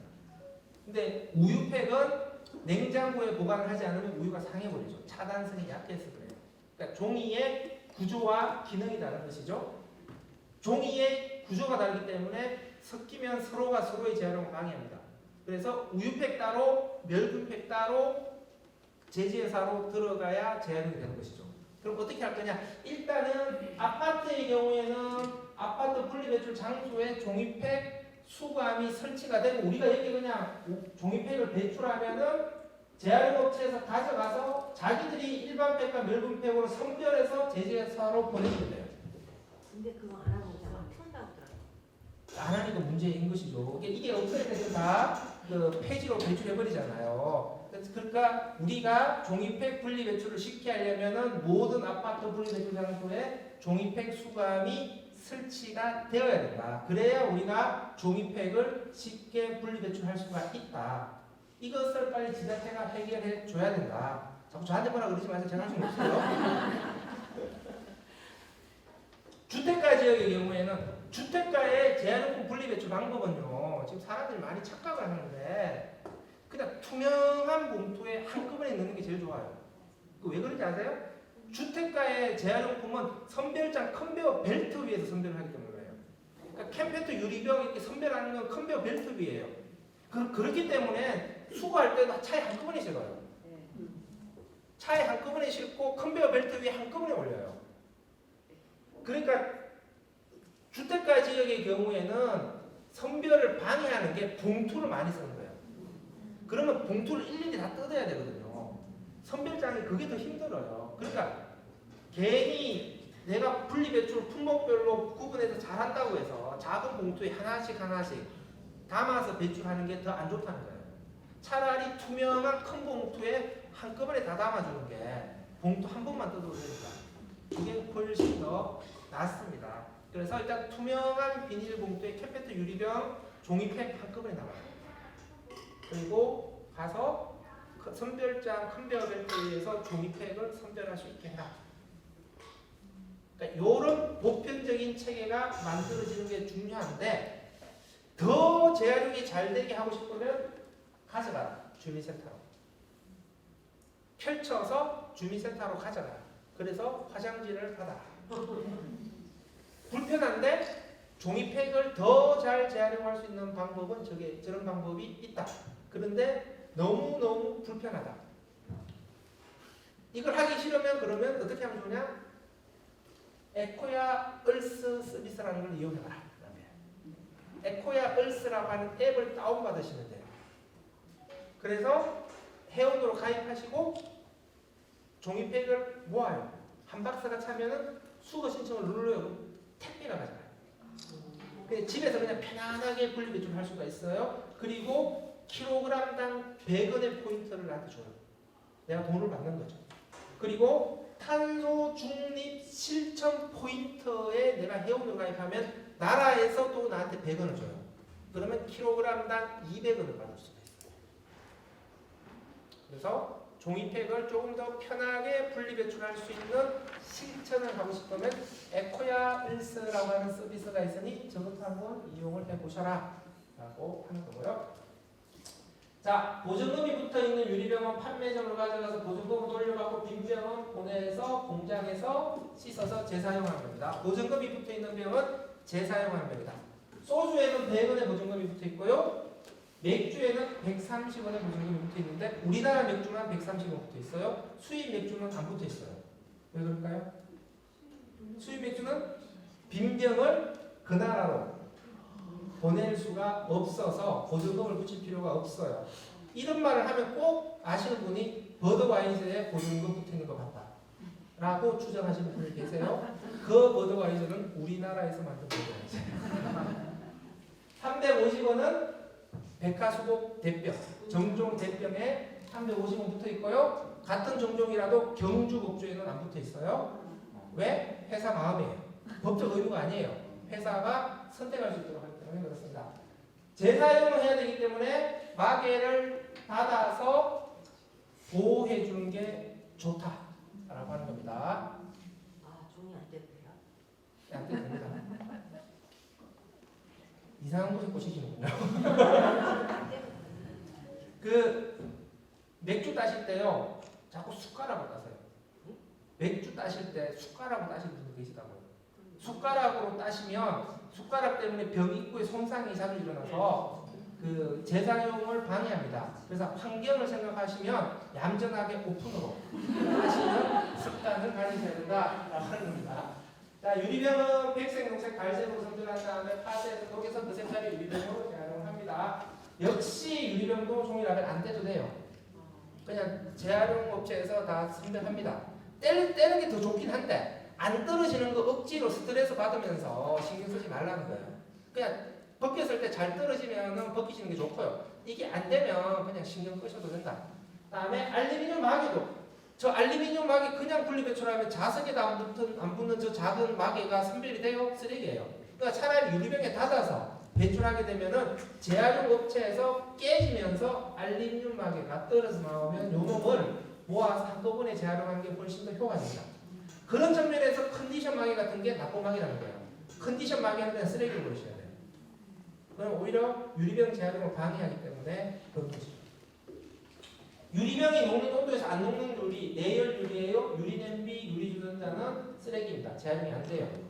다음에 크리스탈 유리도 쓰레기예요. 재활용이 안 돼요. 크리스탈 유리가 재활용이 안 되는 것은 크리스탈 유리가 너무 예뻐서 그래요. 크리스탈 유리가 예쁜 건 안에 납이 들어가서 그래요. 납유리예요. 납 때문에 반짝반짝 빛나고 예쁜 겁니다. 그래서 쓰레기예요. 제돌도. 다음에 거울도 쓰레기예요. 내열 유리, 크리스탈 유리, 거울 세 종류 조심하셔야 되고요. 사기어로 조작하고는 유리가 아니니까 쓰레기죠. 페트병 갑니다. 페트병은 라벨을 벗겨서 이 라벨은 비닐로, 그죠? 마개를 따로 모으는 곳이 있으면 그쪽으로 보내시면 돼요. 그게 없으면 마개를 다시 담는 거예요. 그러면 페트 재활용 업체에서 한꺼번에 파쇄 세척을 해서 재활용을 하는데, 파쇄 세척을 하는 과정에서 마개 조각은 가볍기 때문에 물에 뜨고요. 페트 조각은 가라앉아요. 뜨고 가라앉는 성질을 이용해서 각각 부분에서 재활용합니다. 그래서 마개를 닫아서 재활용하면 페트 재활용 업체에서 마개를 따로 모아서 재활용을 한다 라고 하는 겁니다. 근데 그냥 마개를 닫아버리면 안에 공기가 빵빵하게 들어가서 압축이 안 돼요. 그러니까 라벨 떼고 마개 떼고 발로 밟고 마개 닫고 요 순서대로 하시면 됩니다. 라벨은 그냥 물에 가라앉아요. 그러니까 소비자가 라벨을 떼지 않으면 페트 조각과 라벨 조각이 같이 가라앉아 버립니다. 라벨은 색깔이 있기 때문에 투명한 페트병 재활용을 방해한다. 이렇게 정리하시면 돼요. 생수, 음료, 투명 페트병만 따로 모으는 거예요. 투명 페트병 모으기 할 때는 나머지 병은 투명하다고 하더라도 다 플라스틱으로 배출을 하는 것이고요. 그 다음에 계란판이나 과일 용기 같은 애들은 투명한 페트 재질이라고 하더라도 얘들은 판페트예요. 병페트와 판페트는 다른 페트예요. 그래서 이런 판페트도 어디로? 플라스틱으로 분리 배출을 하시는 겁니다. 알루미늄은 독이에요, 독. 알루미늄 조각은 페트 조각과 같이 물에 가라앉아요. 알루미늄은 자석이 안 붙어요. 그러니까 알루미늄이 페트 재활용 공정에 들어가 버리면 페트와 알루미늄이 구분이 안 돼요. 그래서 알루미늄은 반드시 제거하셔야 됩니다. 제거 안 하시면 페트 재활용 업체에서 모조리 쓰레기를 다 골라내요. 소각됩니다. 아니, 진짜 이거 뜯을 수 없게 만들어 놓으세요. 완전히 녹여가지고 입구에 딱 붙이고. 그러니까 사실을 마셔야 돼요. 네. 네. 제가 어떻게 해결책을 제시해 줄 수가 없어요. 담배 꽁초도 페트병에 넣으면 안 돼요. 담배는 셀룰로스 아세테이트라고 하는 플라스틱인데 물에 깔아놓은 플라스틱이에요. 그러니까 담배 꽁초가 페트 안에 들어가면 같이 깔아앉아요. 제한으로 방해하는 겁니다. 자, 스티로폼은 테이프, 라벨, 배송장 반드시 제거하시는 거고요. 색깔이 있는 놈 안 돼요. 흰색만 돼요. 국물 자국은 물로 씻어도 안 져요. 요놈은 햇볕을 받아야 국물 자국이 없어져요. 그래서 물 세척을 하지 말고 햇빛 세척을 하셔야 됩니다. 햇빛이 말리면 색깔이 없어진다고요. 살짝 불안해지는데 지금. 과일을 싸고 있는 거물만 과일을 받치고 있는 거 있잖아요. 요 놈은 스티로폼 아니에요. 스티로폼과 다른 재질이에요. 그런데 과일 상자 밑에 받치고 있는 거죠. 이렇게 움푹움푹 파인 거. 요 놈은 스티로폼이에요. 그러니까 과일을 개별적으로 싸고 있거나 받치고 있는 놈, 요 놈만 스티로폼이 아니다. 얘들은 쓰레기다. 예, 그렇습니다. P나 PP나 PS 같은 플라스틱은 색깔이 너무 다양하기 때문에 색깔을 선별을 못해요. 한꺼번에 녹이니까 검은색 아니면 회색으로 재활용을 합니다. 자, 요게 분리 배출해서 어떻게 작용하냐? 배달용이 다 PP예요. 국물 자국이 묻겠죠. 국물 자국이 있더라도 PP니까 PP는 색깔별 선별을 하지 않기 때문에 국물 자국이 문제가 안 되는 거예요. 그러니까 배달 용기를 씻을 때 국물 자국과 사투를 버리실 필요까지는 없습니다. 그냥 음식물 찌꺼기만 씻어내시면 국물 자국이 좀 배어 있어도 분리 배출을 하시면 돼요. 자, 양념이나 소스를 담아둔 작은 놈들은 선별이 안 된다 그랬죠. 부피가 작기 때문에 큰 통에 집어넣고 뚜껑을 딱. 자, 비닐은 그냥 태운다 그랬잖아요. 이렇게 압축 성형해서 석탄을 대체하는 연료로 사용합니다. 그러니까 비닐의 분리 배출 기준은 뭐다? 태우는데 방해가 되냐 안 되냐. 태우는데 방해가 되는 게 PVC, 유독가스가 나오거든요. 그래서 PVC가 섞여 들어가면 안 돼요. PVC로 되어 있는 가장 대표적인 게 랩이에요. 그래서 영업용, 업소용 랩은 절대 비닐에 섞으면 안 된다. 다음에 그 알약 포장한 거 있죠, 알약. 요 놈도 PVC예요. 그래서 비닐로 분리 배출하시면 안 되고요. 소시지 포장했던 거 있죠, 요 놈도 PVC예요. 양파망은 비닐로 분리 배출하시면 되고요. 다음에 요 파우치 포장의 플라스틱 막에 비닐 아니라고 잘라내시는 분들 계세요. 막에 잘 타요, 안 타요? 잘 타죠. 잘라내면 쓰레기예요. 다. 그냥 비닐에 붙어 있는 상태로 그냥 분리 배출하시면 돼요. 넣으면 안 돼요? 잘라가지고. 부피가 작으니까 선별이 안 되겠죠. 제가 그렇게 강조해서 계속 설명을 드렸는데, 자, 처음부터 다시 할까요, 지금? 이거는 전 국민적으로 비율이 아, 네. 받으셨는데 지금 까먹으셨잖아요, 지금. 자, 그래서 잘라내면 그냥 쓰레기다. 그냥 비닐에 붙어 있는 상태로 분리 배출하면 비닐과 함께 재활용하는데 아무런 문제가 없다. 그러면 저걸 잘라내지 않으면 비닐을 어떻게 씻냐? 씻어서 배출하라며. 또 이렇게 또 문제 삼는 분들이 계세요. 아니 그럼 이걸 자르면 되지. 왜 여기 집착하는 거예요? 알루미늄 코팅 비닐도 그냥 재활용할 때 아무 문제 없어요. 그냥 분리 배출하시면 돼요. 종이 잘 타요, 안 타요? 타죠. 종이 라벨을 왜 악착같이 떼려고 이렇게 애쓰니 붙이냐고요. 종이 라벨 안 떨어진다고 저거 종량제 봉투에 그냥 버리는 극단적 선택을 하시는 분들이 많아요. 그냥 종이 라벨 안 떨어진다고 하더라도 그냥 비닐로 분리 배출하시면 됩니다. 멜라민 플라스틱 재활용 안 되고요. 자, 넘어갑니다. 이거는 형광등은 수용가스가 들어가 있죠. 그래서 깨지면 안 되고 형광등 분리수거하면 분리 배출하는 거고요. 형광등이 깨지면 쓰레기입니다. 백열등도 쓰레기예요. 이거는 유리로도 분리 배출하면 안 됩니다. 자, 모든 건전지는 다 건전지 수거함으로 배출하시고요. 휴대폰 보조 배터리 있죠. 휴대폰 보조 배터리도 건전지예요. 그 플라스틱 케이스로 되어 있다고 해서 보조 배터리 플라스틱에 넣으면 절대 안 돼요. 안에 리튬 배터리라서 충격을 받으면 폭발이 일어나요. 플라스틱 재활용 업체에서 파쇄한다고 칼날이 쳤을 때 폭발이 일어나요. 화재 일어나요. 위험 폐기물이에요. 절대 보조 배터리는 플라스틱에 넣으면 안 된다. 그리고 부풀어 오는 놈들이 있어요. 화해의 보조 배터리 같은 거, 이런 물이 들어갈 수가 있어요. 그러면 화학 반응이 일어나요. 그래서 랩으로 잘 감싼 다음에 건전지로 배출을 하는 거고요. 요즘에 무선 이어폰 같은 거 쓰잖아요. 충전하죠. 충전을 한다 안에 리튬 2차 전지가 들어가요. 역시 플라스틱에서 깨들어가는 문제도 이렇게요. 부피가 아주 작은 건전지가 들어가 있는 놈들 그냥 건전지로 배출하는 게 낫습니다.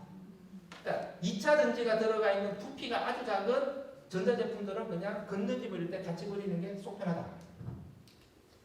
자세한 내용은 이 책을 보시면 돼요. 저자가 누구인지 신경 쓰지 마시고요. 이런 아주 훌륭한 책이 우리를 이끌고 있다. 똥이라고 하는 한자의 뜻으로 분류할 때 분, 똥분자. 요 똥분자는 쌀의 다른 모습이다. 이런 뜻이에요. 조금 전에도 치. 아, 네, 당연히 보여드려야죠. 네. 자, 흐름을 끊었는데도 이건 봐드리겠습니다. 똥분자는 쌀의 다른 모습이다. 이런 뜻이에요. 쌀이 똥이 되고 똥이 쌀이 되는 자연 생태계의 순환 흐름을. 제가 3시 40분까지 무슨 일이 있어도 마치기도 했는데 1분 초과했어요. 마치겠습니다.